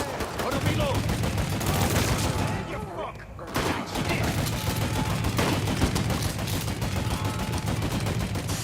Hell no, Spring Break! Killing our people! What happened in 30 seconds? Got your ass blown! He's out of ammo! Now's our chance!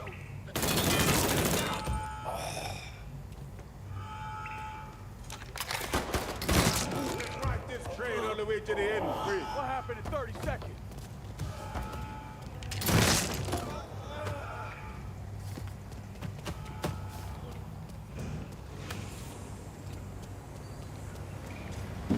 We need backup now!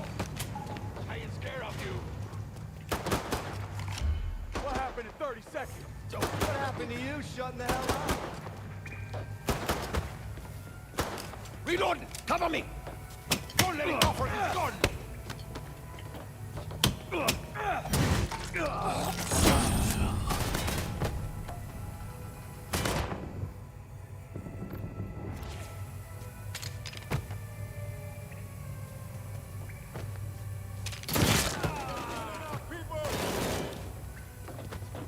Out! Put one up here!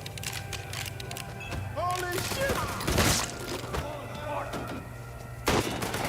I'm WIA! Miserable life! Thanks.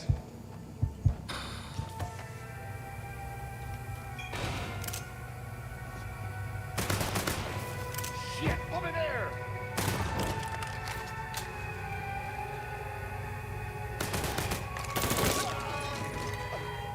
Walk away from this, Johnny. You and your friend are skilled, I respect that. Take that to take that from the world.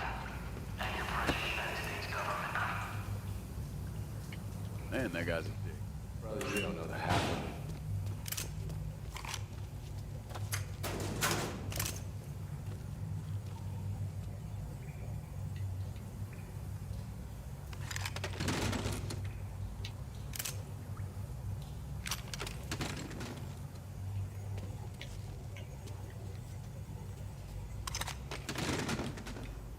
Oh hell no.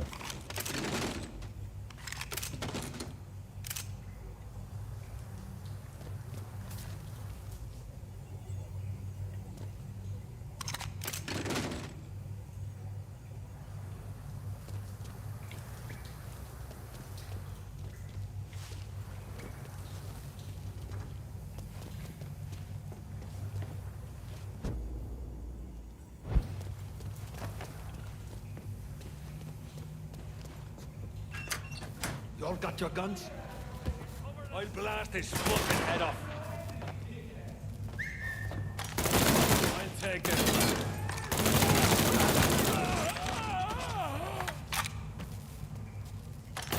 They won't let me move! On your knees.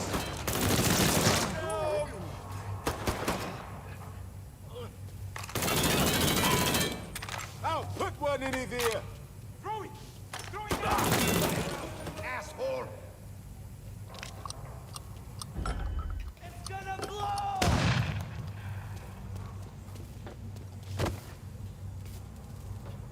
Don't let me die like this.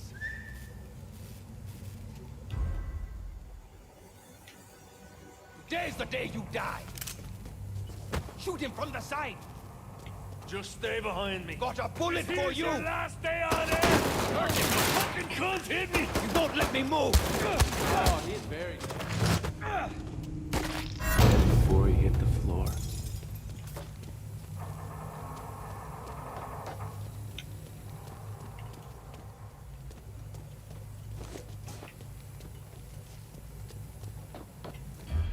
Taking cover!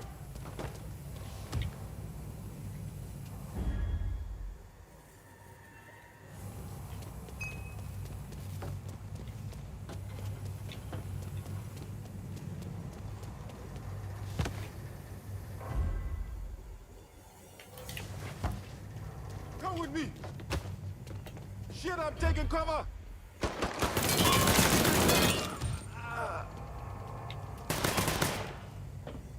Shoot him from the side!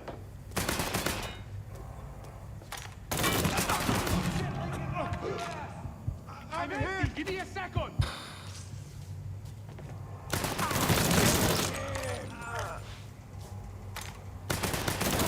Get this dog fucker off me!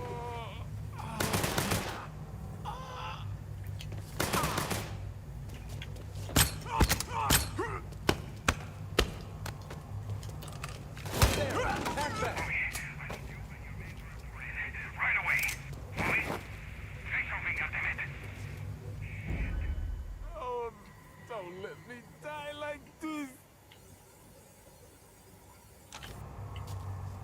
Okay.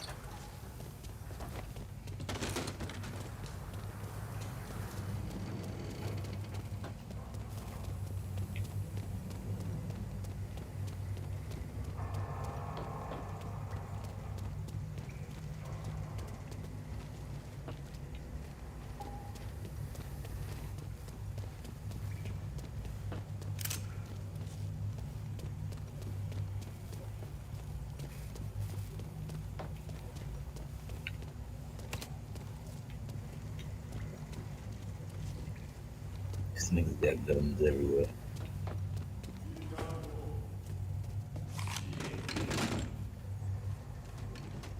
This is getting goddamn ridiculous. Cat must have fucking called. Motherfuckers over here!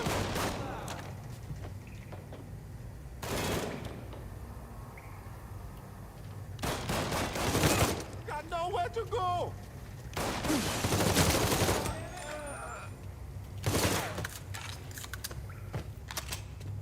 Okay, I like it.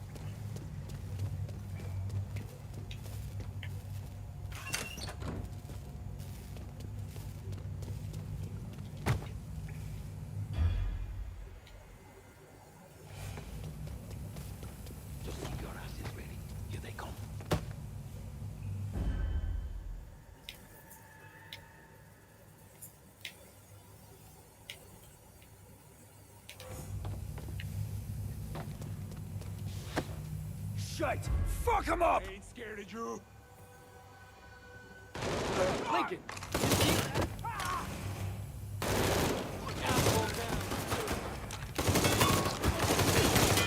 He's out of ammo, lads! Getting low. You'll not be breathing still. Any more bullets? Let's go!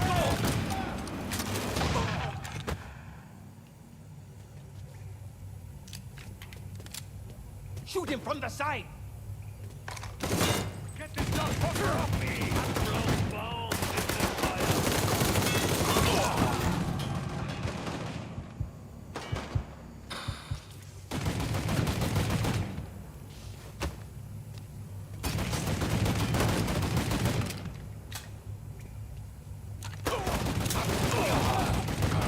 Fucker shot me!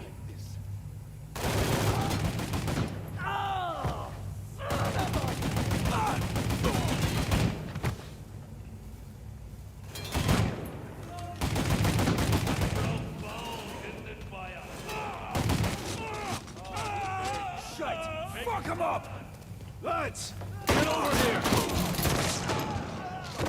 Popping us off! Hurts, huh? I bloody taxi!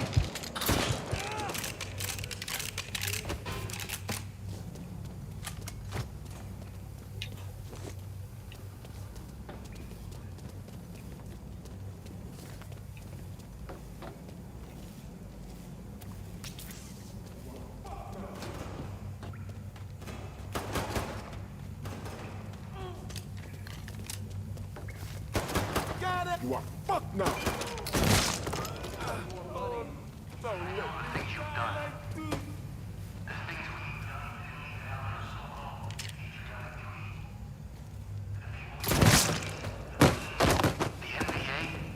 no different than the American government. Just like you are no different than me. You know he's full of shit, right? Yeah.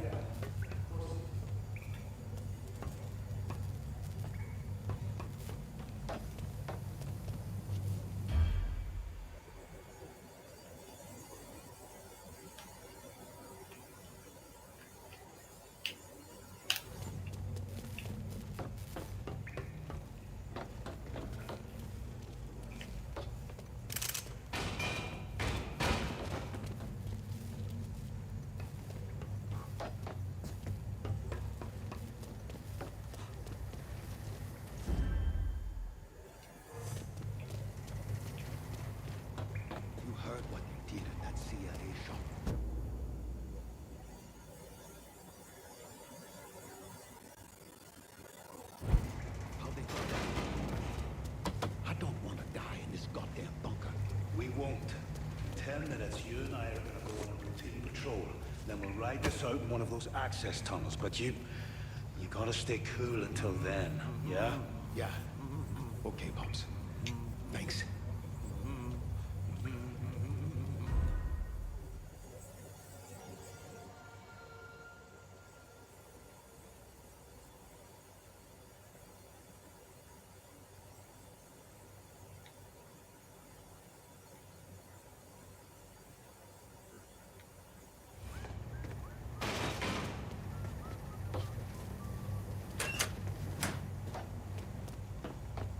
Huh?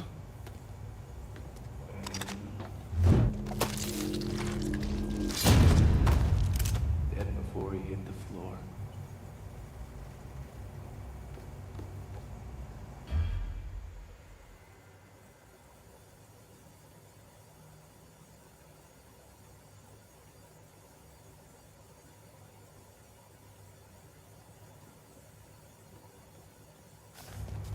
Where else would he be?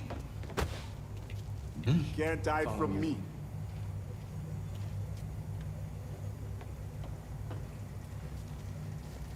Another one to bury. This is getting goddamn ridiculous. Motherfucker! You better run till they hit. You got right over there. No, look. You can't hide. Jesus.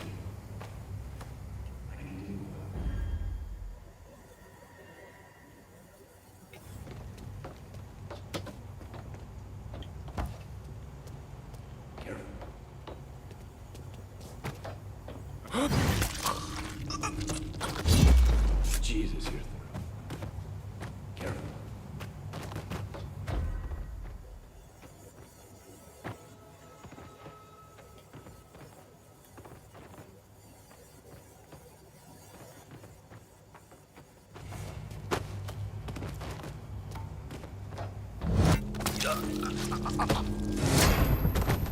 Jesus, you're thorough.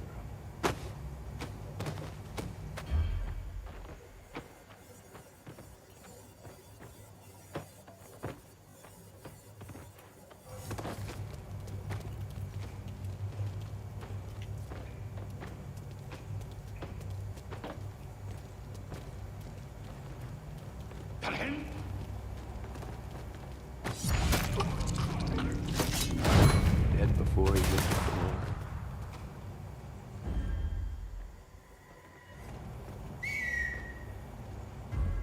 I ain't scared of you.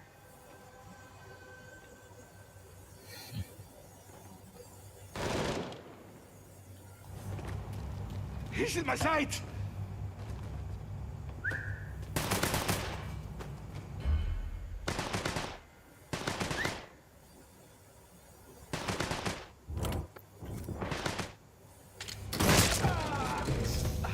God damn it! Get down! Get some fire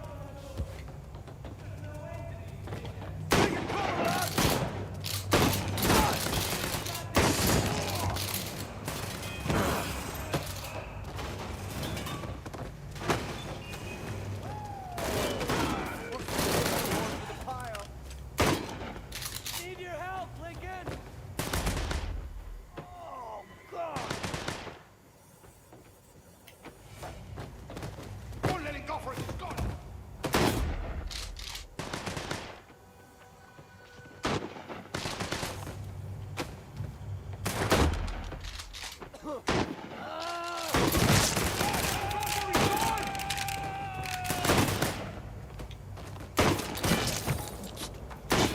I'm making shells! He's dead? He's bumping us off!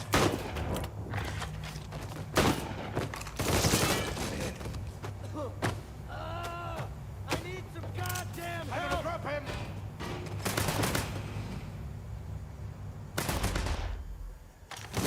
This is the last moment of your miserable life!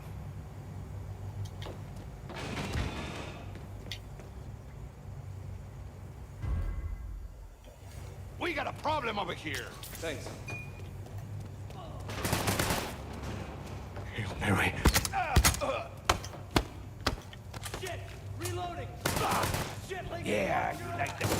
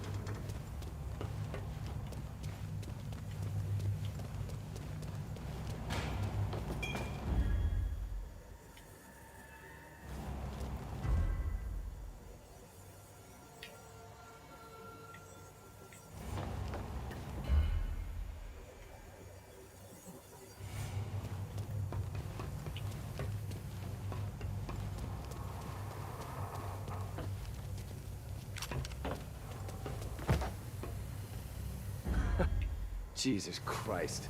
They never got it done. This thing couldn't launch Fidel into Khrushchev's asshole. God bless you, Jack Kennedy. The silo goes down a few levels and connects to the submarine bay. That's where we'll find out. Drop him. Maybe the next life, asshole. You're blood. He's out of ammo. Now's our chance. Nowhere to go. Let's ride this train all the way to the end, Frey. If they've got any more buddies, they're in the wind.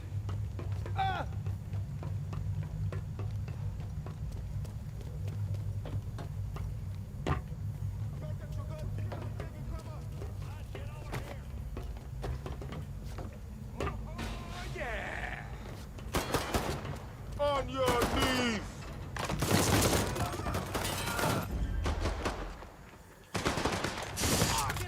Get this dog fucker off me! Throwing grenades! He's killing our people! We're falling apart! One more for the pile.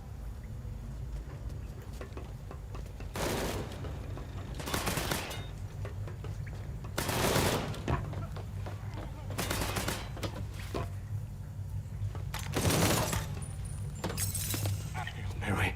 Like the last. Tango down.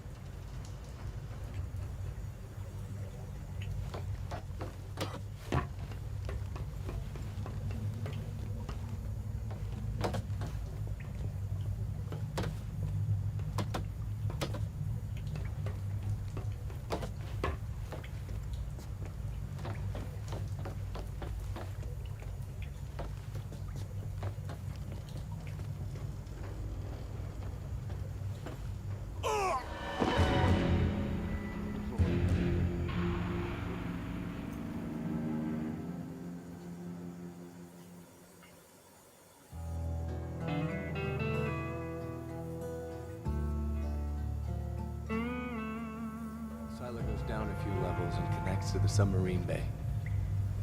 That's where we'll find Aldridge.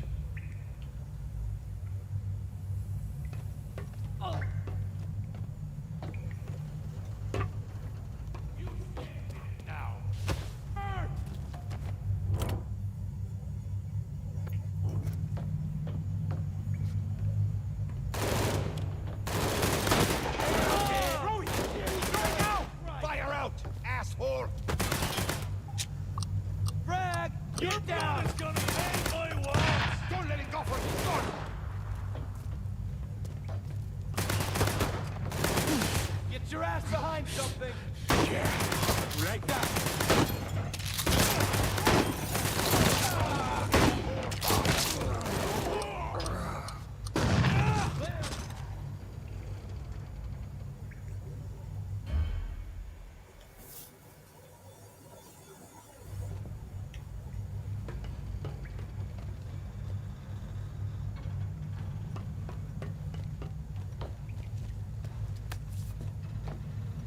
Trouble here! There! Right there! Reloading! I heard him! Yeah! I'm WIA! Shoot him from the tape! I'm ready to go first. Taking cover!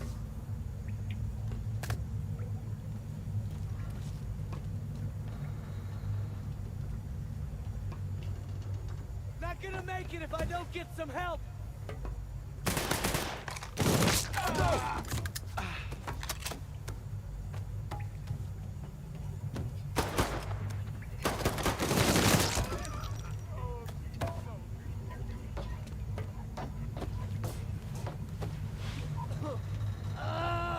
I need some goddamn help!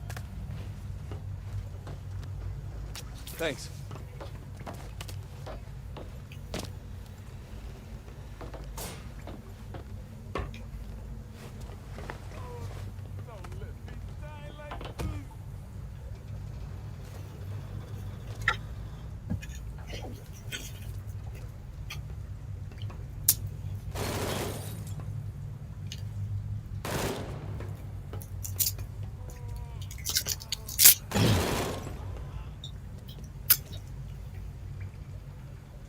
I can do quite. Come help me! Going loud.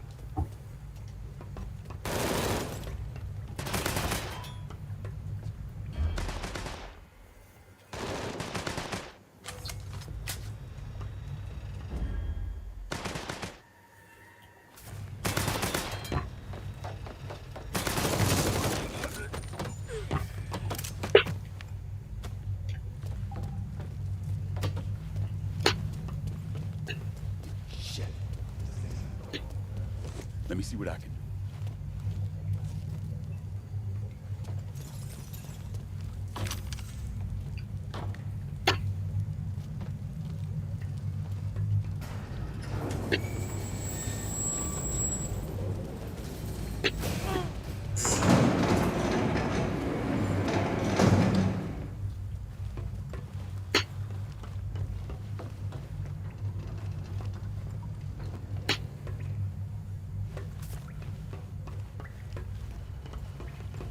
Oh! God damn it! You come in here, kill my men, try to take what I've worked so hard for. But you don't see the truth. Everything I'm doing here was in motion 5 years ago when you fucked up my deal with Tron. Let's fuck him up, lads! This is not you, John Donovan.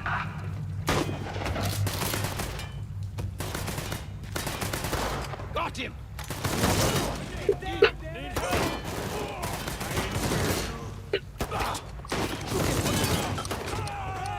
You are now.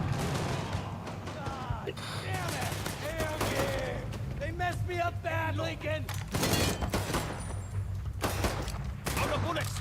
On the I owe reload! you one. More than one.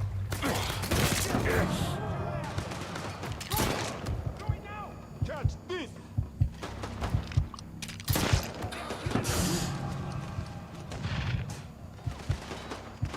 Gonna leave a mark. Got him! Crease my fucking skull! Come with me!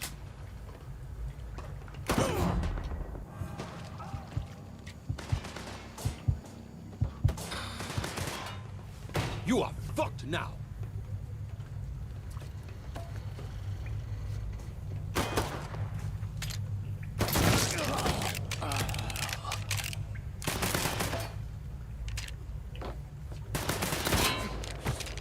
Yeah, you like that? Get this dog fucker off me! Get this dog fucker off me! Drop me, bean!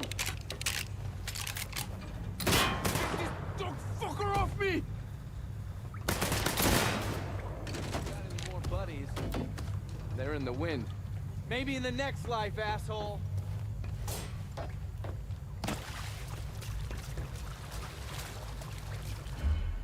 Submarine bay should be through there. Nigga, shut your bitch ass up. About to get us killed. This nigga here.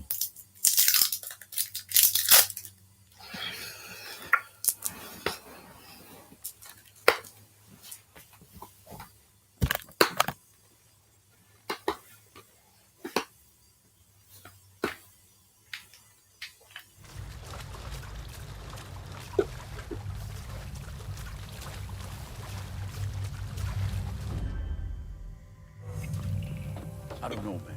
You sure this will take us to the submarine bay? Hell yeah. I'm absolutely down there.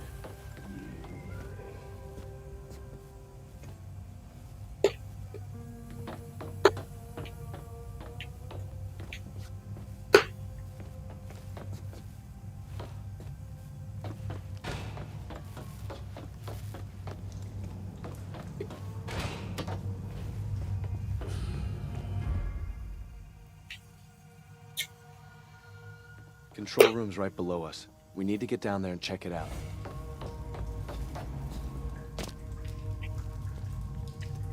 Can't see shit.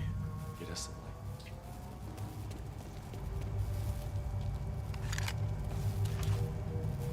light.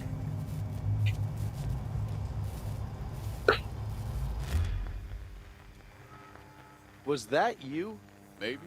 God damn it. I said maybe. You never were able to see the big picture, Johnny. Big mistake, Johnny.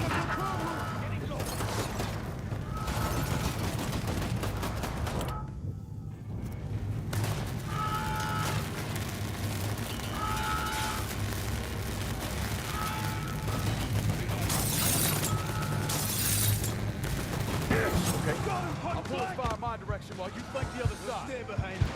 Get those motherfuckers.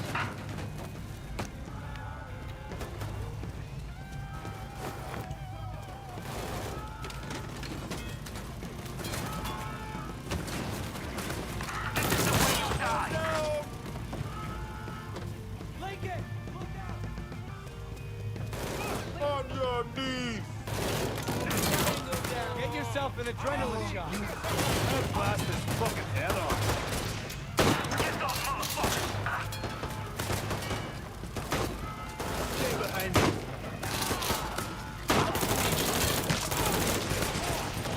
Fucker shot me. This is the way you die.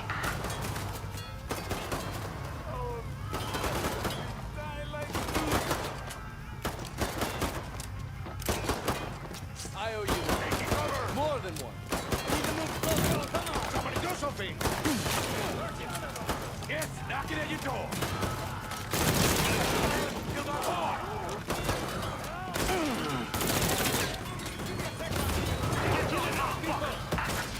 Like that, asshole!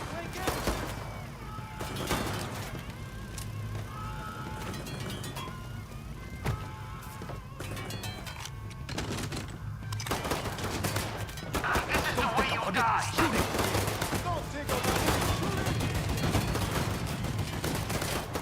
You are.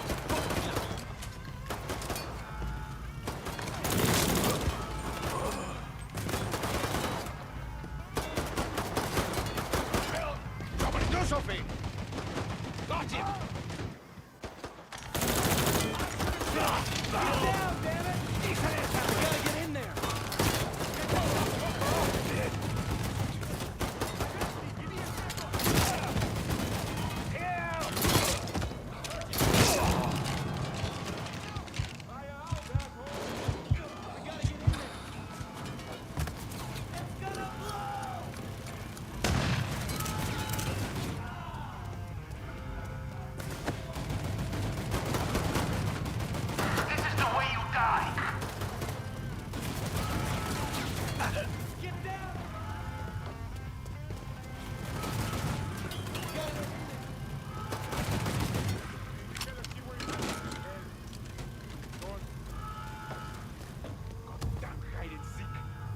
can do quite.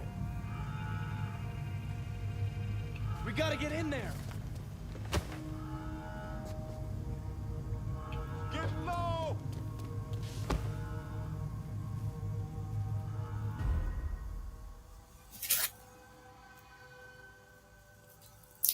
Need to move closer. Come on. Wasn't quiet. Goddamn hide and seek! Any of you fellas see where he went? Maybe you can find this fuck.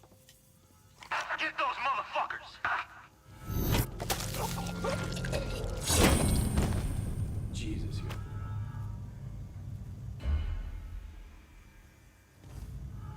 We gotta get in there. Found it!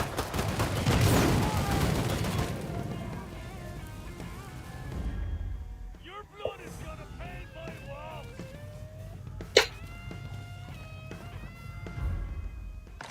Get those motherfuckers! Killing our people!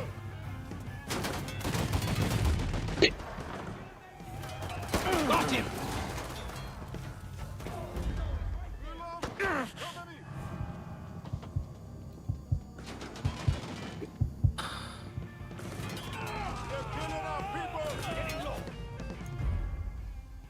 This is the way you die!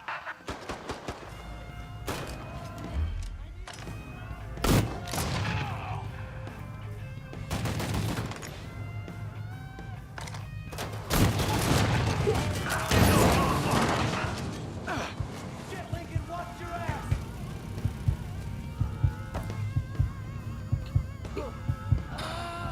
I need some goddamn help. This is the way you die!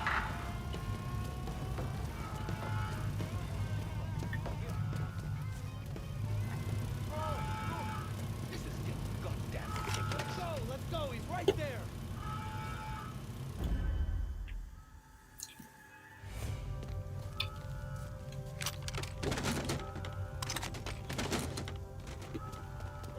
Let's go. He's right there.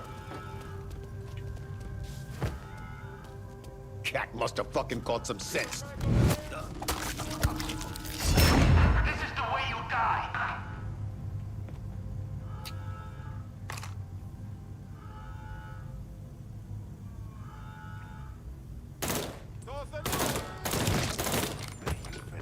Get those motherfuckers!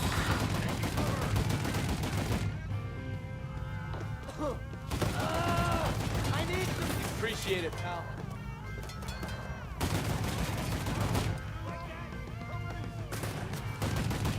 I'm right here!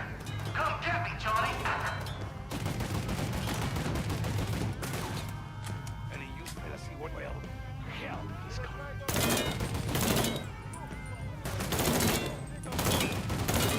This is the way you die!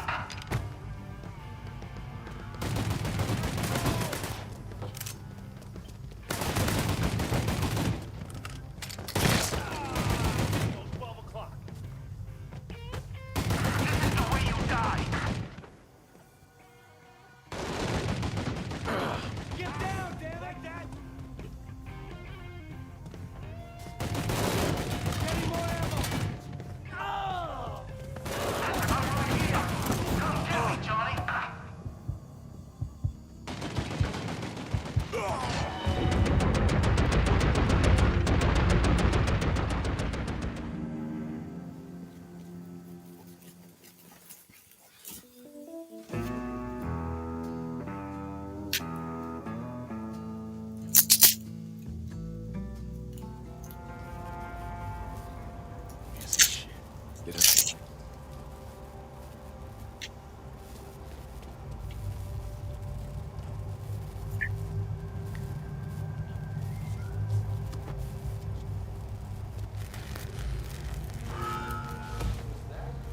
Maybe. I said maybe. You never were able to see the big picture, Johnny. That's Aldridge on the turret. Control room. Big mistake, Johnny. Moving to cover.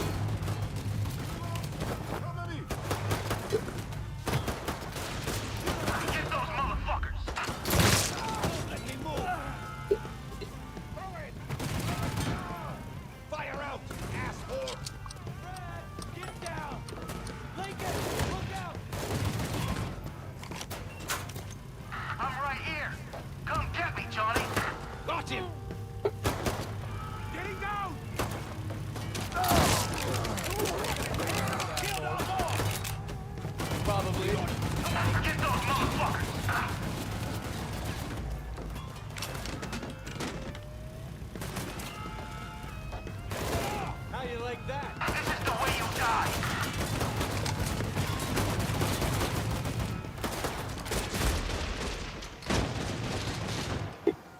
Just stay behind me. I'm right here. Come get me, Johnny. Asshole down. I'm WIA. Needs patching up. Appreciate it, pal. This is the way you die.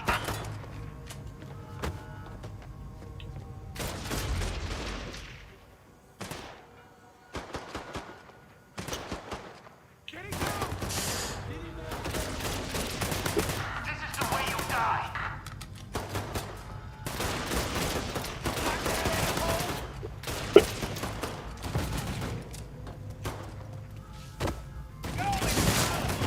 I'm right here. Come get me, Johnny.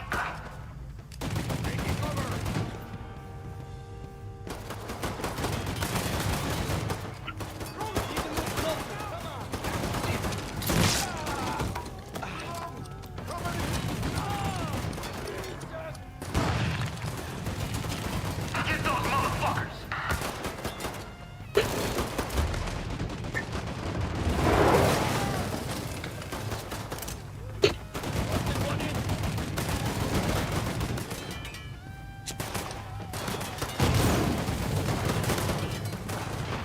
Watch out!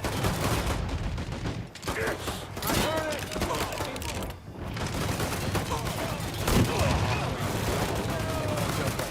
This is the way you die.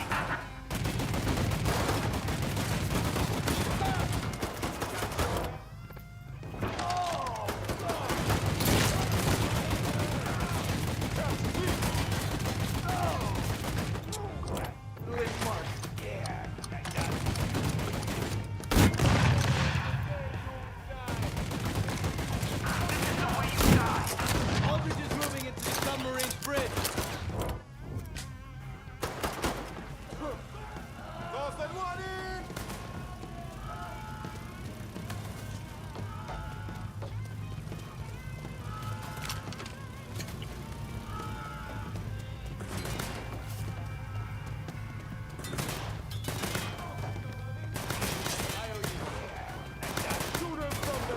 Got him, point blank!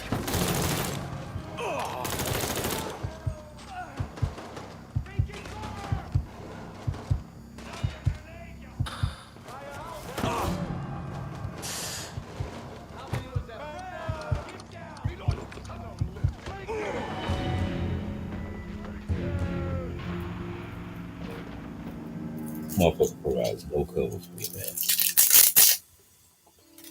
This is shit right here that makes me tired. And like, won't quit for the night. Easy shit. Get us.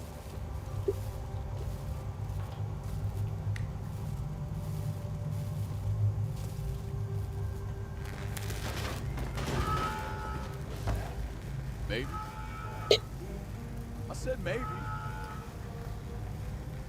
You never were able to see the big picture, Johnny. Big mistake, Johnny.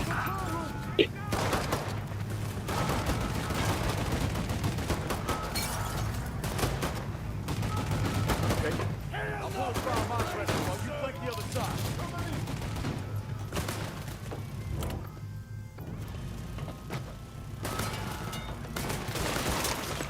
Need to move closer. Come on. Just stay behind me.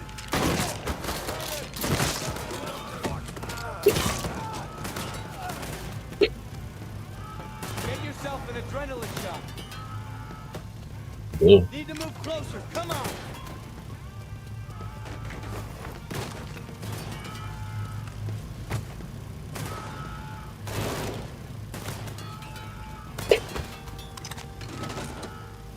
This is the way you die. Doesn't work well. Hell, he's gone. Careful.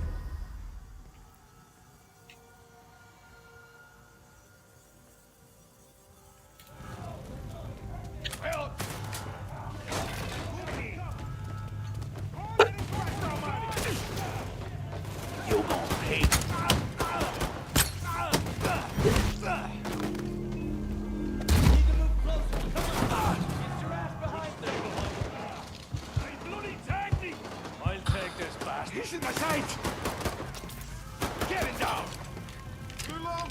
Cover me! Get those How many was motherfuckers! after me, Lincoln?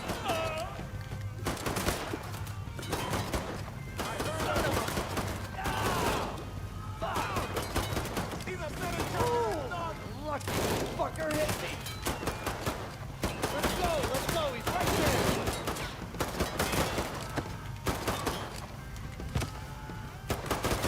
I heard him! Too long! Cover me! Get those motherfuckers!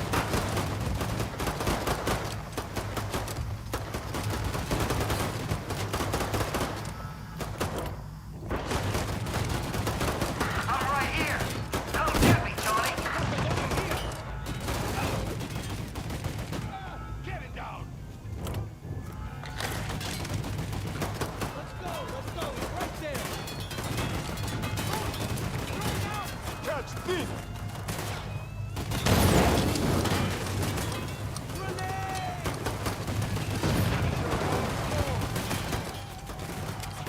We gotta get in there!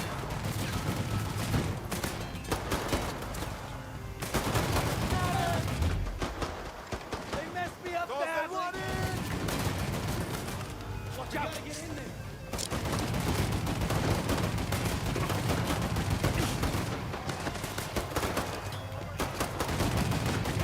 You are fucked now!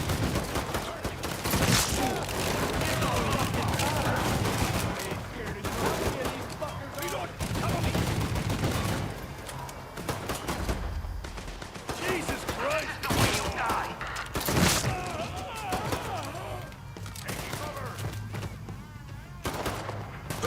Get your goddamn head! We gotta get in there! Fucker shot me!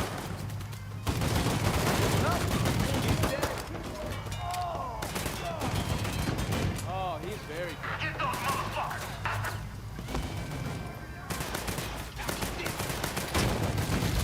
Brad, get down!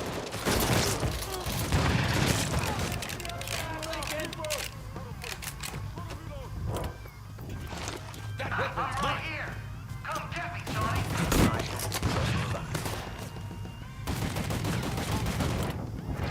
Catch this! Right there! Now your ass out of there! I need some goddamn help! Eldridge is moving into the submarine's bridge. Appreciate it, pal.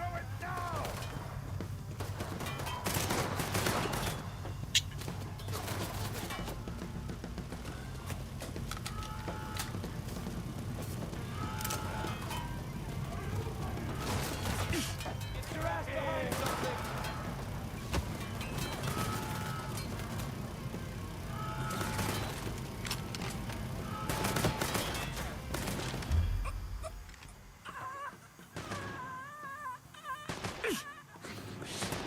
Yeah. Like that. Oh, let him go for his gun! Getting more bullets! Maybe go first.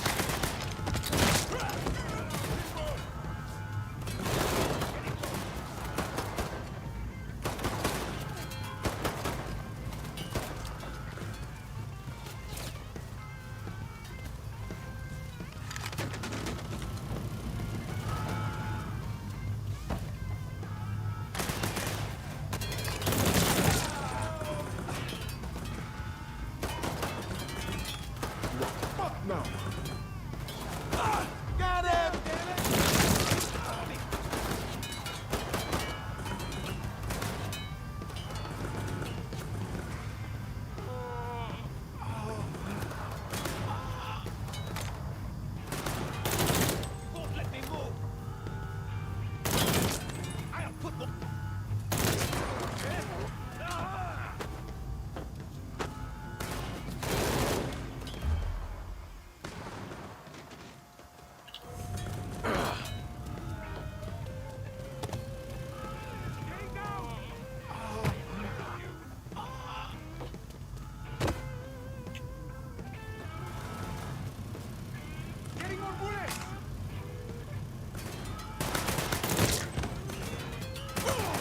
amigo.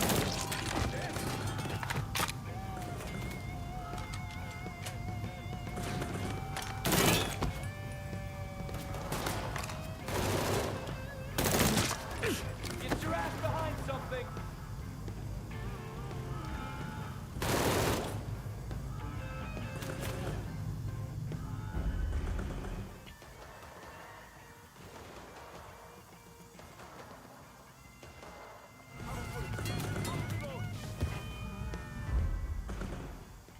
Any of you fellas see where well, hell, he's coming. God damn hide and seek.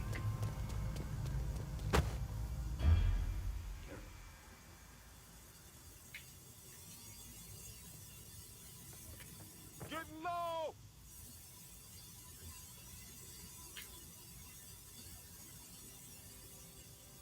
Is he dead? I think he's dead. Switching to something louder. This is getting goddamn ridiculous.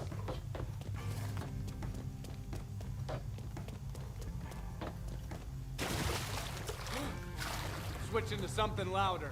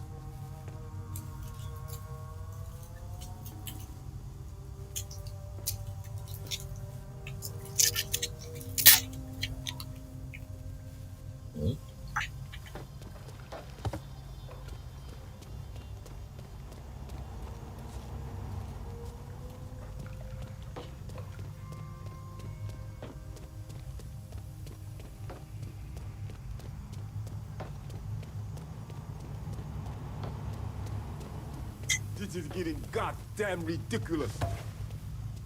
Cat must have fucking caught some. He's done for.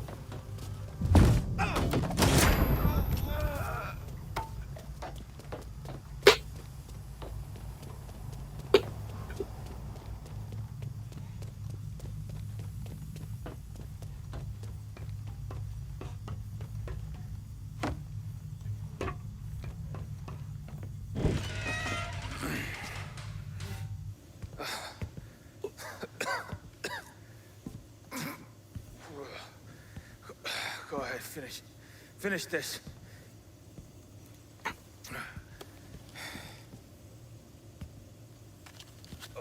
I'll be outside.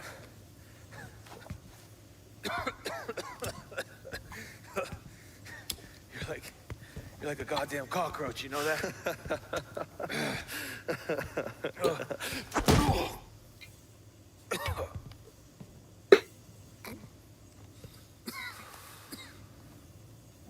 What the fuck were you thinking? Aiding a sworn enemy of the United States. In wartime, no less.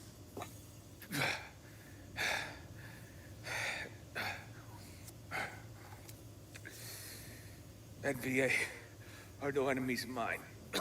Same with the VC. And that's why you decided to murder thousands of American soldiers with that goddamn nuke? How many soldiers we got scattered around all over there? Most of them are scared shitless. They could give two fucks about any of it. They just want to make it home alive. The problem is they get home and their heads are all scrambled.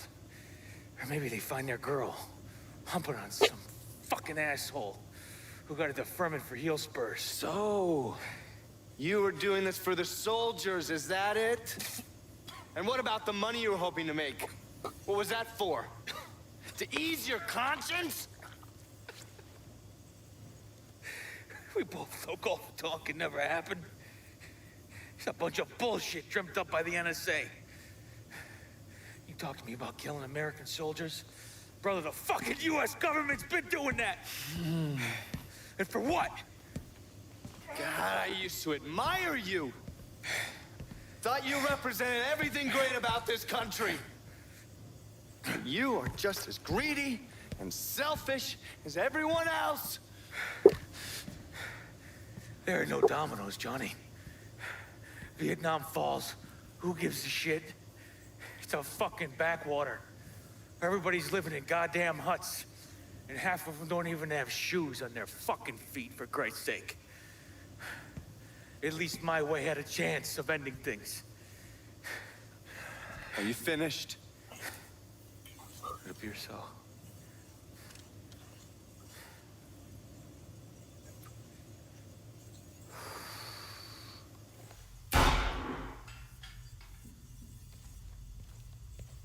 Come on. Let's get that warhead out of here.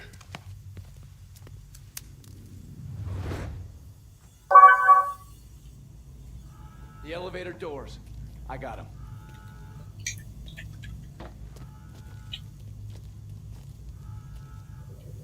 Get in the truck. Move. Well, I feel like he didn't kill that nigga.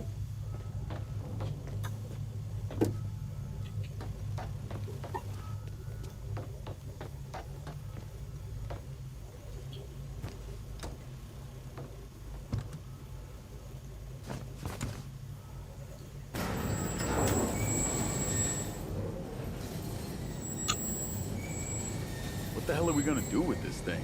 Just trust me. Oh, afraid you were gonna say that.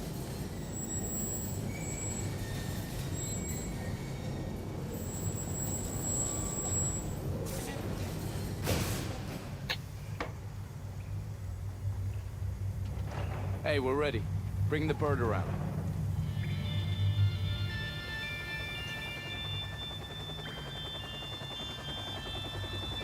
Rotorhead 1, moving into position. So that's your bird. Didn't I say trust me?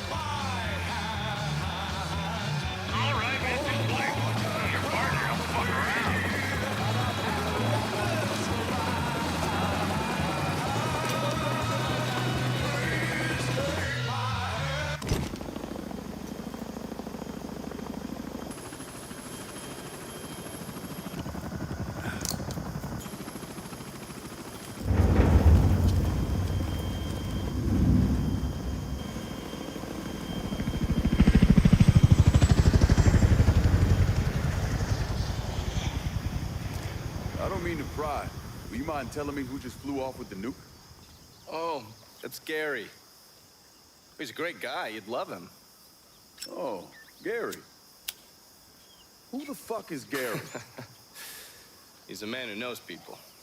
He'll probably even manage to squeeze a reward out of the Pentagon. Oh, don't worry, I'll cut you in. Oh, goddamn, I'm famished. Hey, how about we stop for some shrimp po' boys? I'll pass. What's the matter? Your weak-ass constitution can't handle some stick-to-your-ribs grub? That shit's practically a culinary disembowelment. Okay. How about we stop for some ice cream before I go talk to Marshall? Oh, ice cream. Who the fuck am I, your girlfriend? Hey, man. Dress fit. Fuck you! Yeah, sure, now he's got a sense of humor.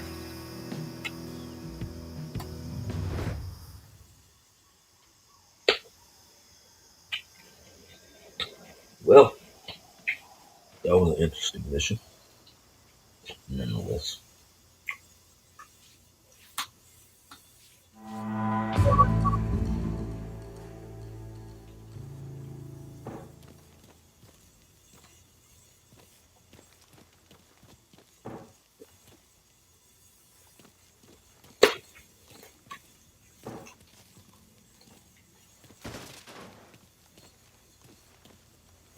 Come on in. Don't mind the smell.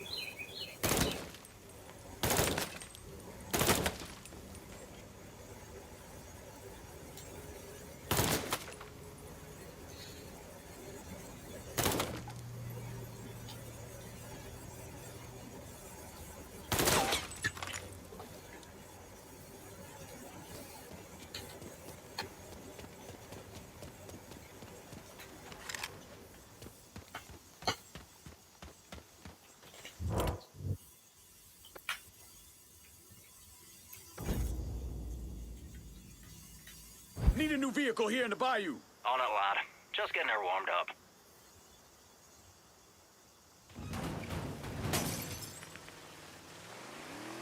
There we go, you go right in the top right there. 4 wheels and an engine. You're set. That's a big help.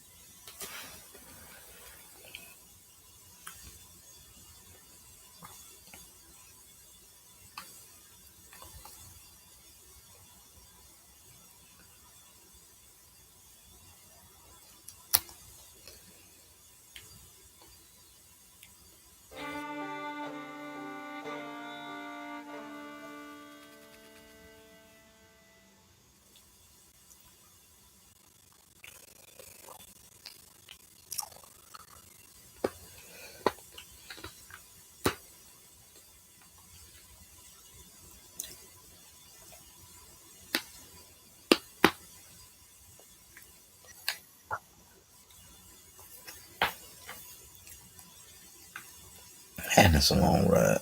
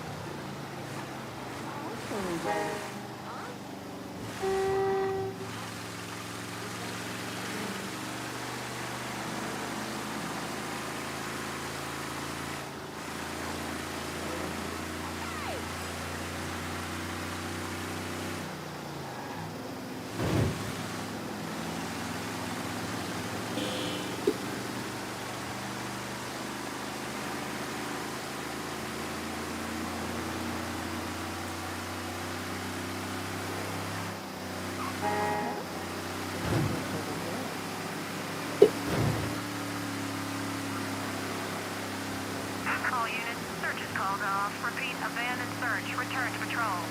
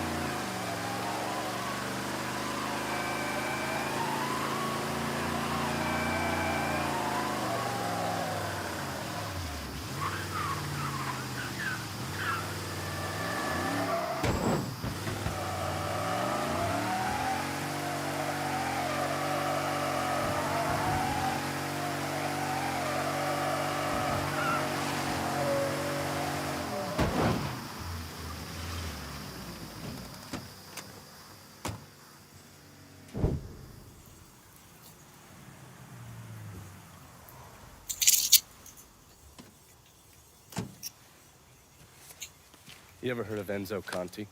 Think Sammy mentioned him a time or two? He's 61, old school mob. Been running Barclay Mills for decades. He started off extorting the railroad and moved on into industrial waste. All the heavy construction equipment and supplies for the casino, steel, concrete molds, that kind of thing, was all brought in via Enzo's trains. All that shit has to be worth millions. Enzo didn't just hand it over to any cat who walked in the door. Marcano's a felon, so he's got to have a partner, someone who's legit. If he does, that person's buried deep. I went through the paperwork. It's a goddamn maze. Which means we need to get Enzo to tell us who it is. According to my sources, Enzo's not a big fan of the casino. Thinks anyone who's not Sal Marcano's gonna end up getting fucked. So I might be able to use that to flip him. Probably have to squeeze him pretty hard, but it's worth a shot. He's still involved in the railroad and has to store all that industrial waste somewhere, so I'd start there. Once I take his district from him, I'll give him a call from the motel, offer him an out. And if that fails, you could always give him a Hanoi hangman.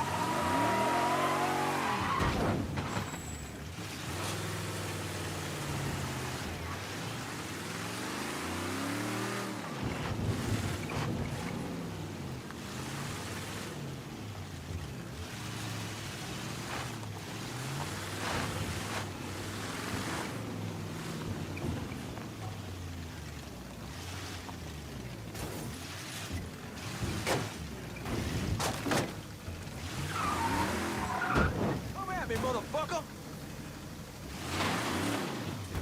Come at me, motherfucker!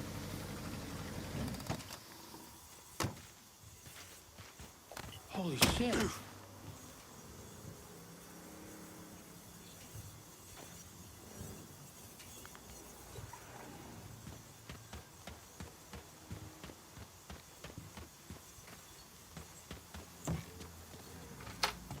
You think you're better than me? You ain't better than me! You hear me?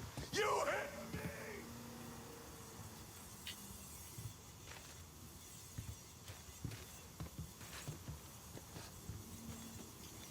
Look who it is. Good to see you up and breathing, Connie. Oh, fuck, man. He got kind of crazy when you was taking over the warehouse in River Road, but I got out all right. Heard you know something about the Barclay train yard. Yep. This is more independent-like between the two of us.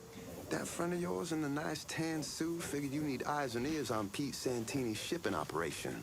What's Santini up to? He's a protection man here in Barclay. You want to see whatever you put on a train end up where it's supposed to be? You gotta pay Pete's people.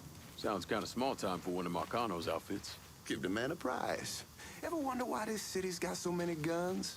Marcano and Enzo got Santini running them. You bust up them deals and you put the hurt on Pete's business. All right. I'll see about getting my hands on that map. Be seeing you. You know the drill. Lean on Santini's people, see what they got to say. Any of you fellas see where he went? Kind of feeling like the moral of the story these days is keeping your ass as low to the ground as possible. Wonder what it'd be like to, you know, hop on one of those trains and just go.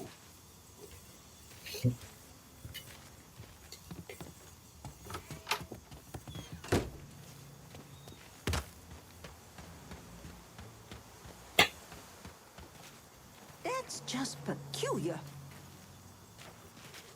Oh! Oh! Oh!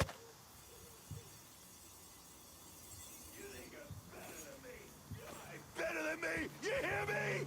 You hear me?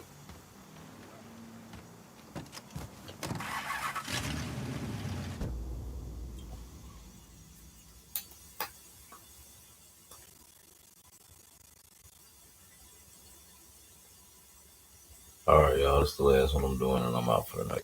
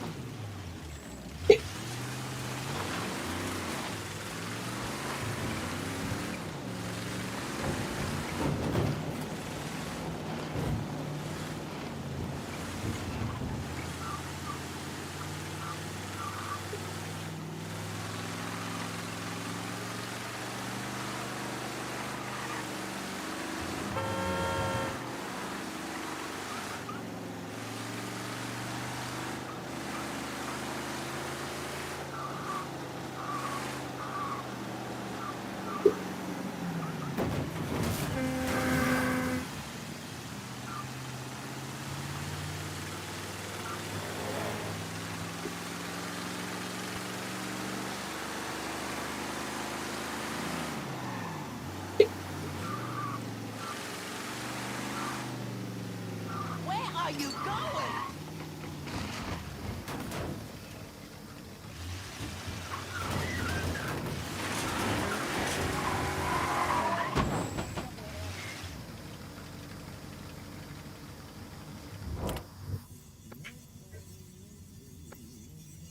Requesting a supply run to Barclay Mills. Going at you. Hang tight.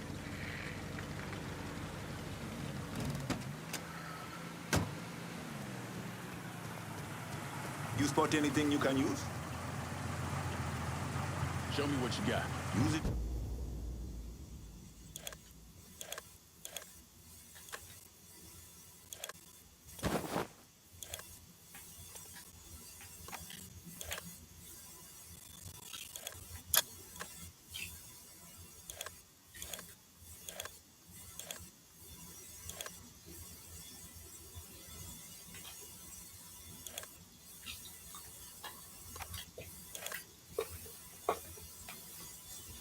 In good head.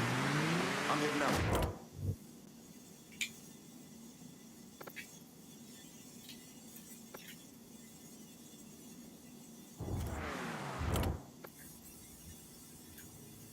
Need some shooters to hit a target in Barclay. Enough said. On our way.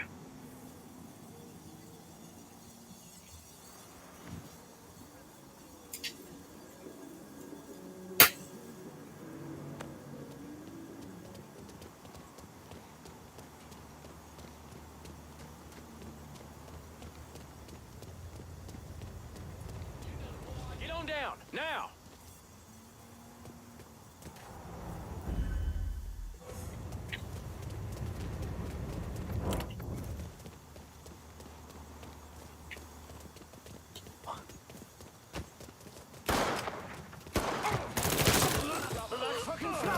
That's the shit right there. Watch your ass! God damn! Another lamb to slaughter!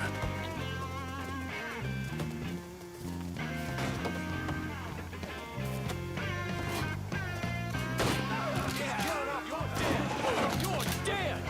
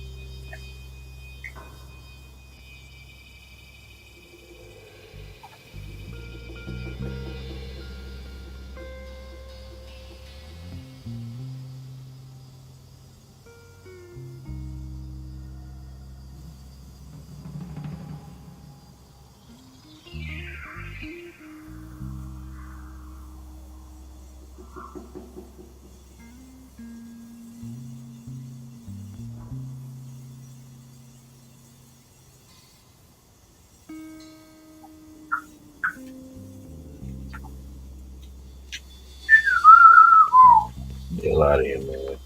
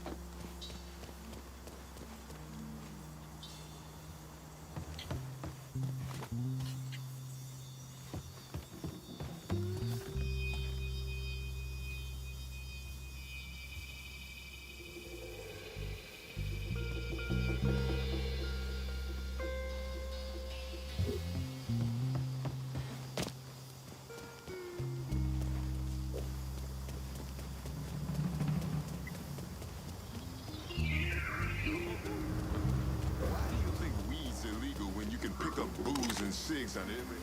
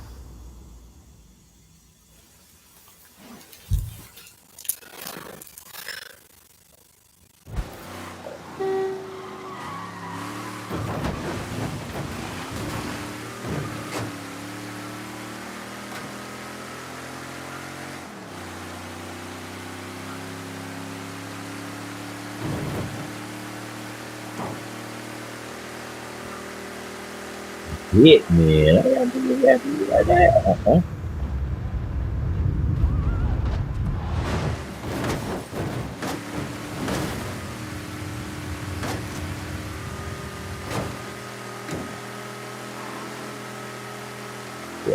Yeah, my boy.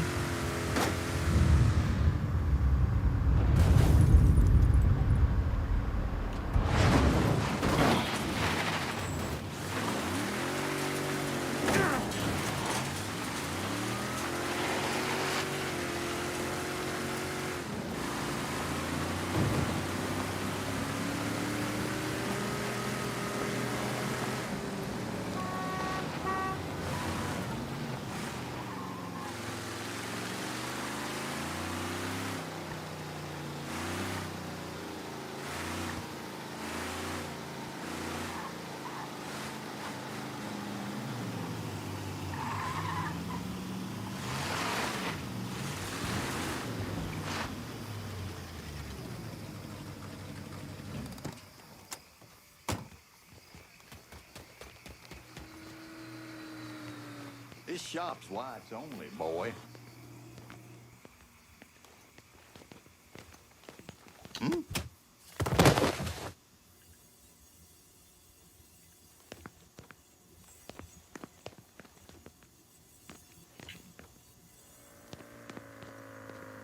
Pardon me. Excuse me.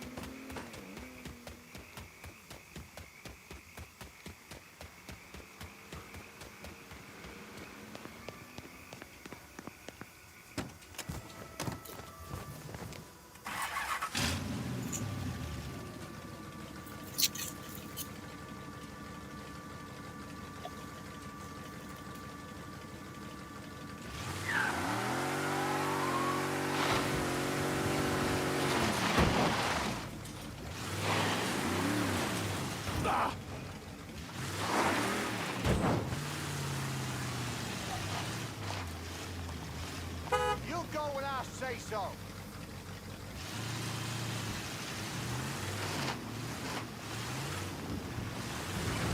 Everybody get! Oh! Did you do that on purpose? What?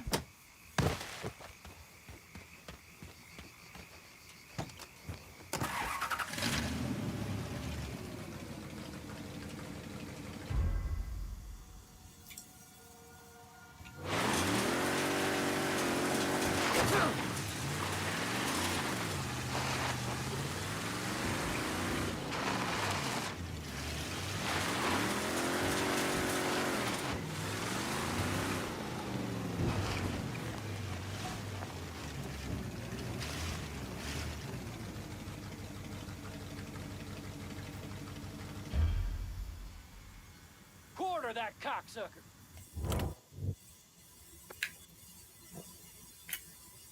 Need targets iced in the bayou. You got it. We'll be around shortly.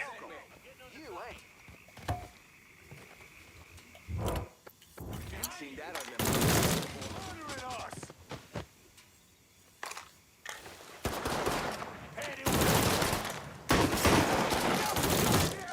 I tell you.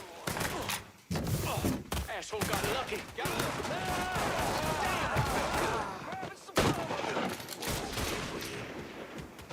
Fucking eyeballing him right now. Oh! God damn! I'm hit! Hope it height, too.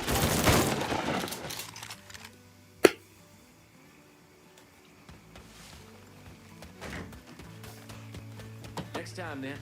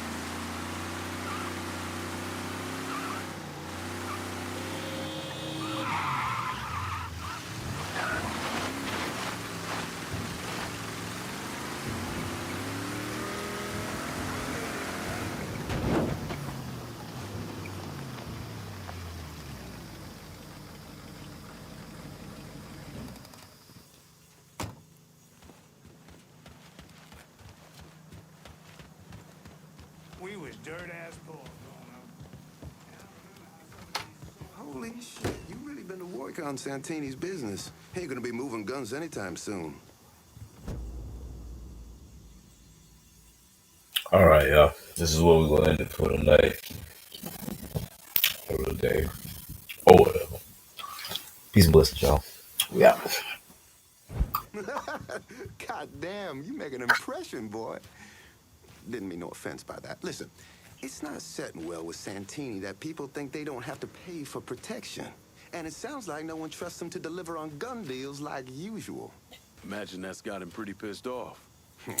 Got him, Enzo, and Marcano looking weak. Going over to the train yard. Santini's there now trying to figure out what the hell he's gonna do. Come on, Connie. Keep it tucked up out there.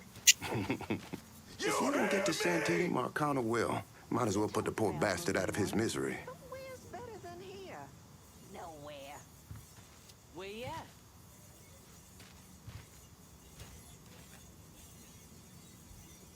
Let's pick up your brother and take him out. Show him a good time.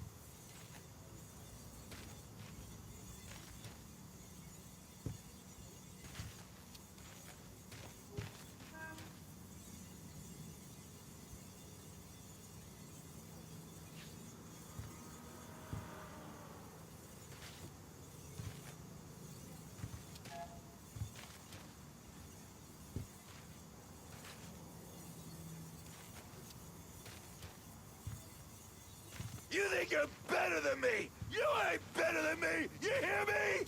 You hear me?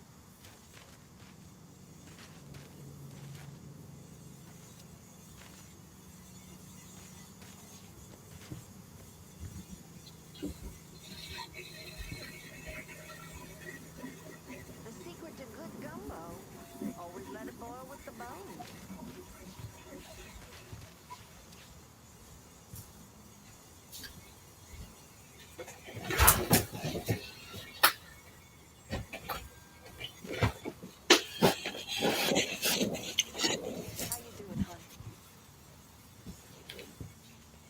All right, y'all. The Crown and King, you should come. Interesting. Loved that park in the harbor back when I was a boy. Always rode the Ferris wheel.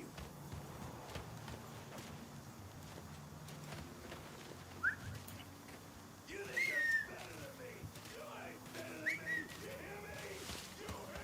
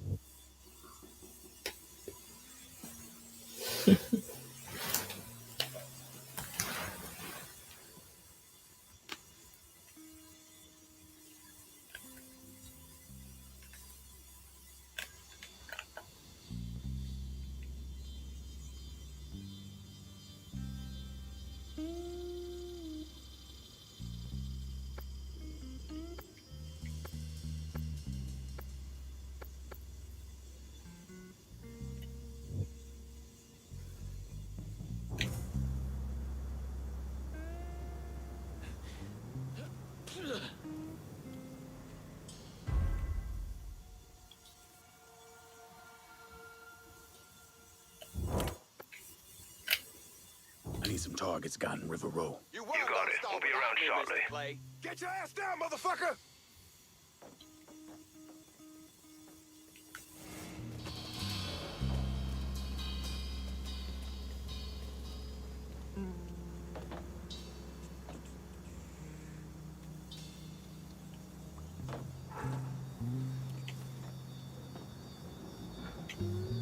You made some poor choices in your life.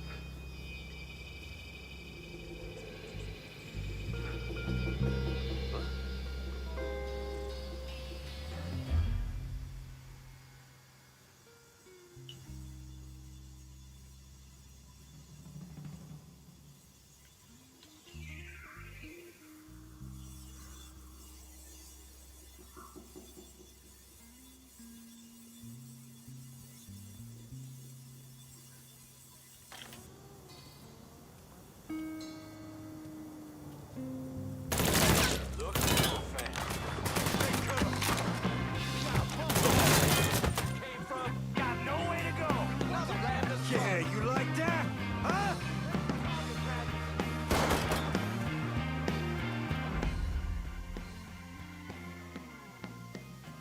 Watch your ass!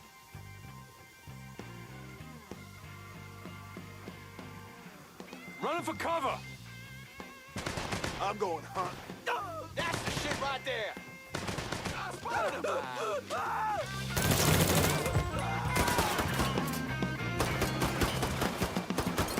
I'm empty!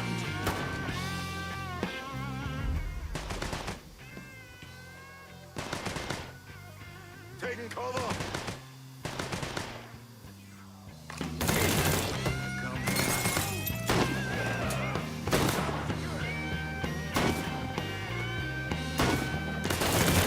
It's all him.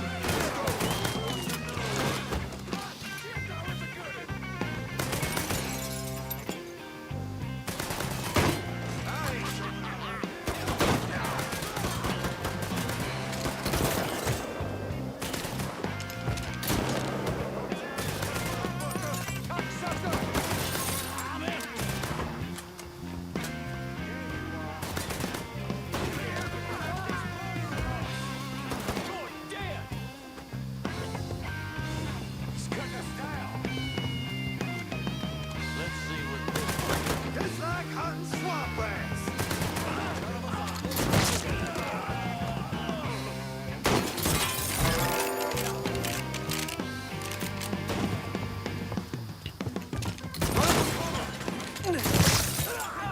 Off me! Get asshole! Cover some! He's got me pinned! He's not letting up! Pinned in! I'm empty! He's got me hemmed in! Get behind him!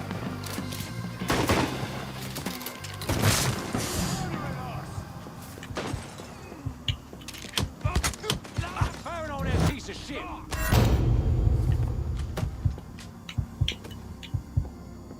Make way, boys!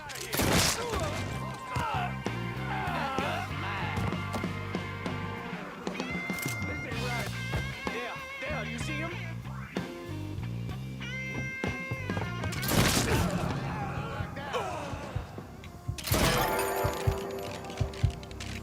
Piece of hardware.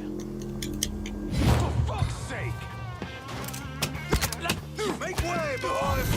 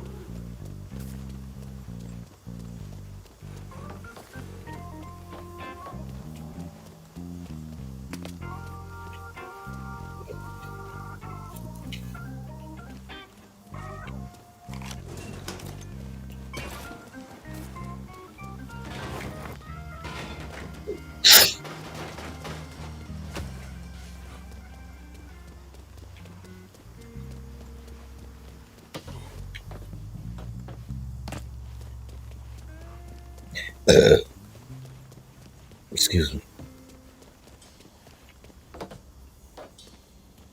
Yeah, this look like the spot I was just in, man.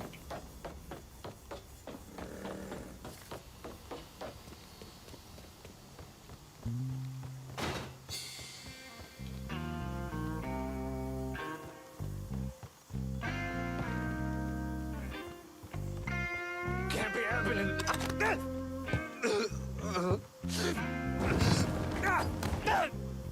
You know, I really thought I could make this work. Guess you were wrong.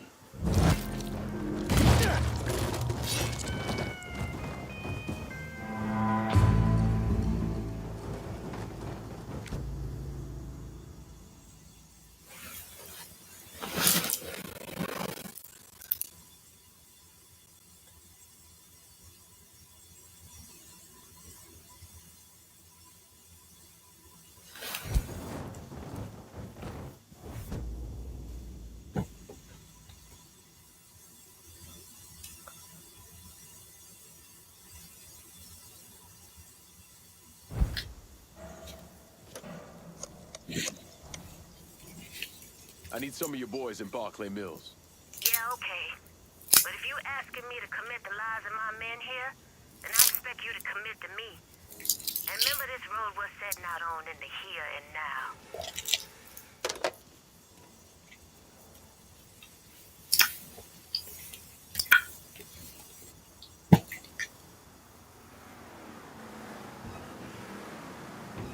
now. Balls.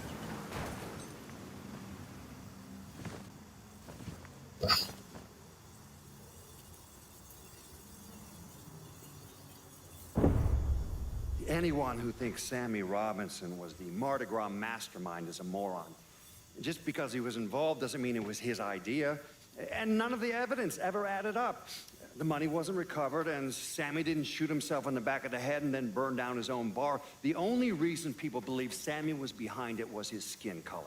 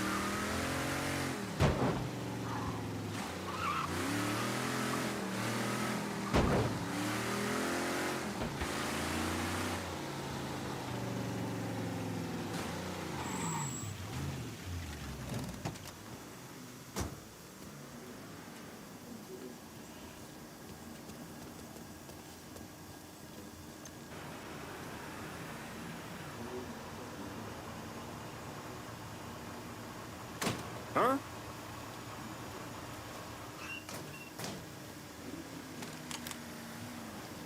Oh, that boy sneaking around. Unloading all those crates is a fucking bitch, but it sure beats hitting the ball around with Santini. The guy's a fucking manic depressive psycho.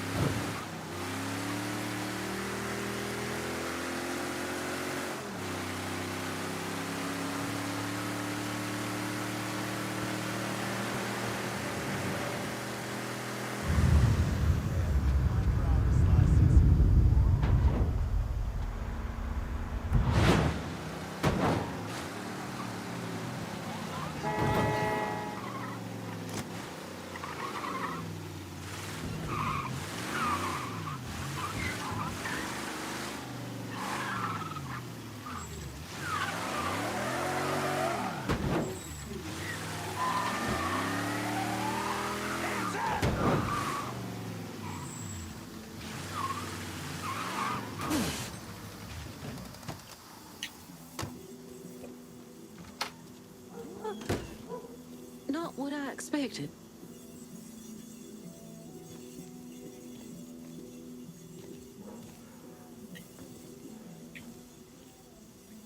This was a mistake. I don't want any trouble. Someone told me you work at the dump, that you might have information for me. Now, your name's Maria, right? Mm-hmm. Maria Bava.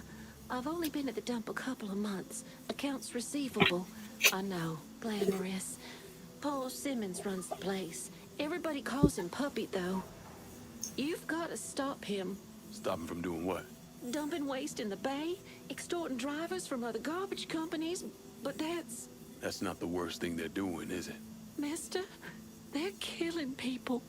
Puppy, Mr. Simmons doesn't know how to keep his voice down on the phone, but he was arguing with one of the cleaners, kept saying how they'd been paid to get rid of somebody. You know when these cleaners will be around? No, but some of the other guys who work for the dump might. I'll chase down information on these cleaners, along with the rest of the dump's business. It's gonna be all right, Maria. You did the right thing. Some of Mr. Simmons' people might know more about the illegal dumping and the bodies. All right, y'all. I just tried not to pay attention, but when I heard they were beating drivers for other waste disposal companies, I had to say something.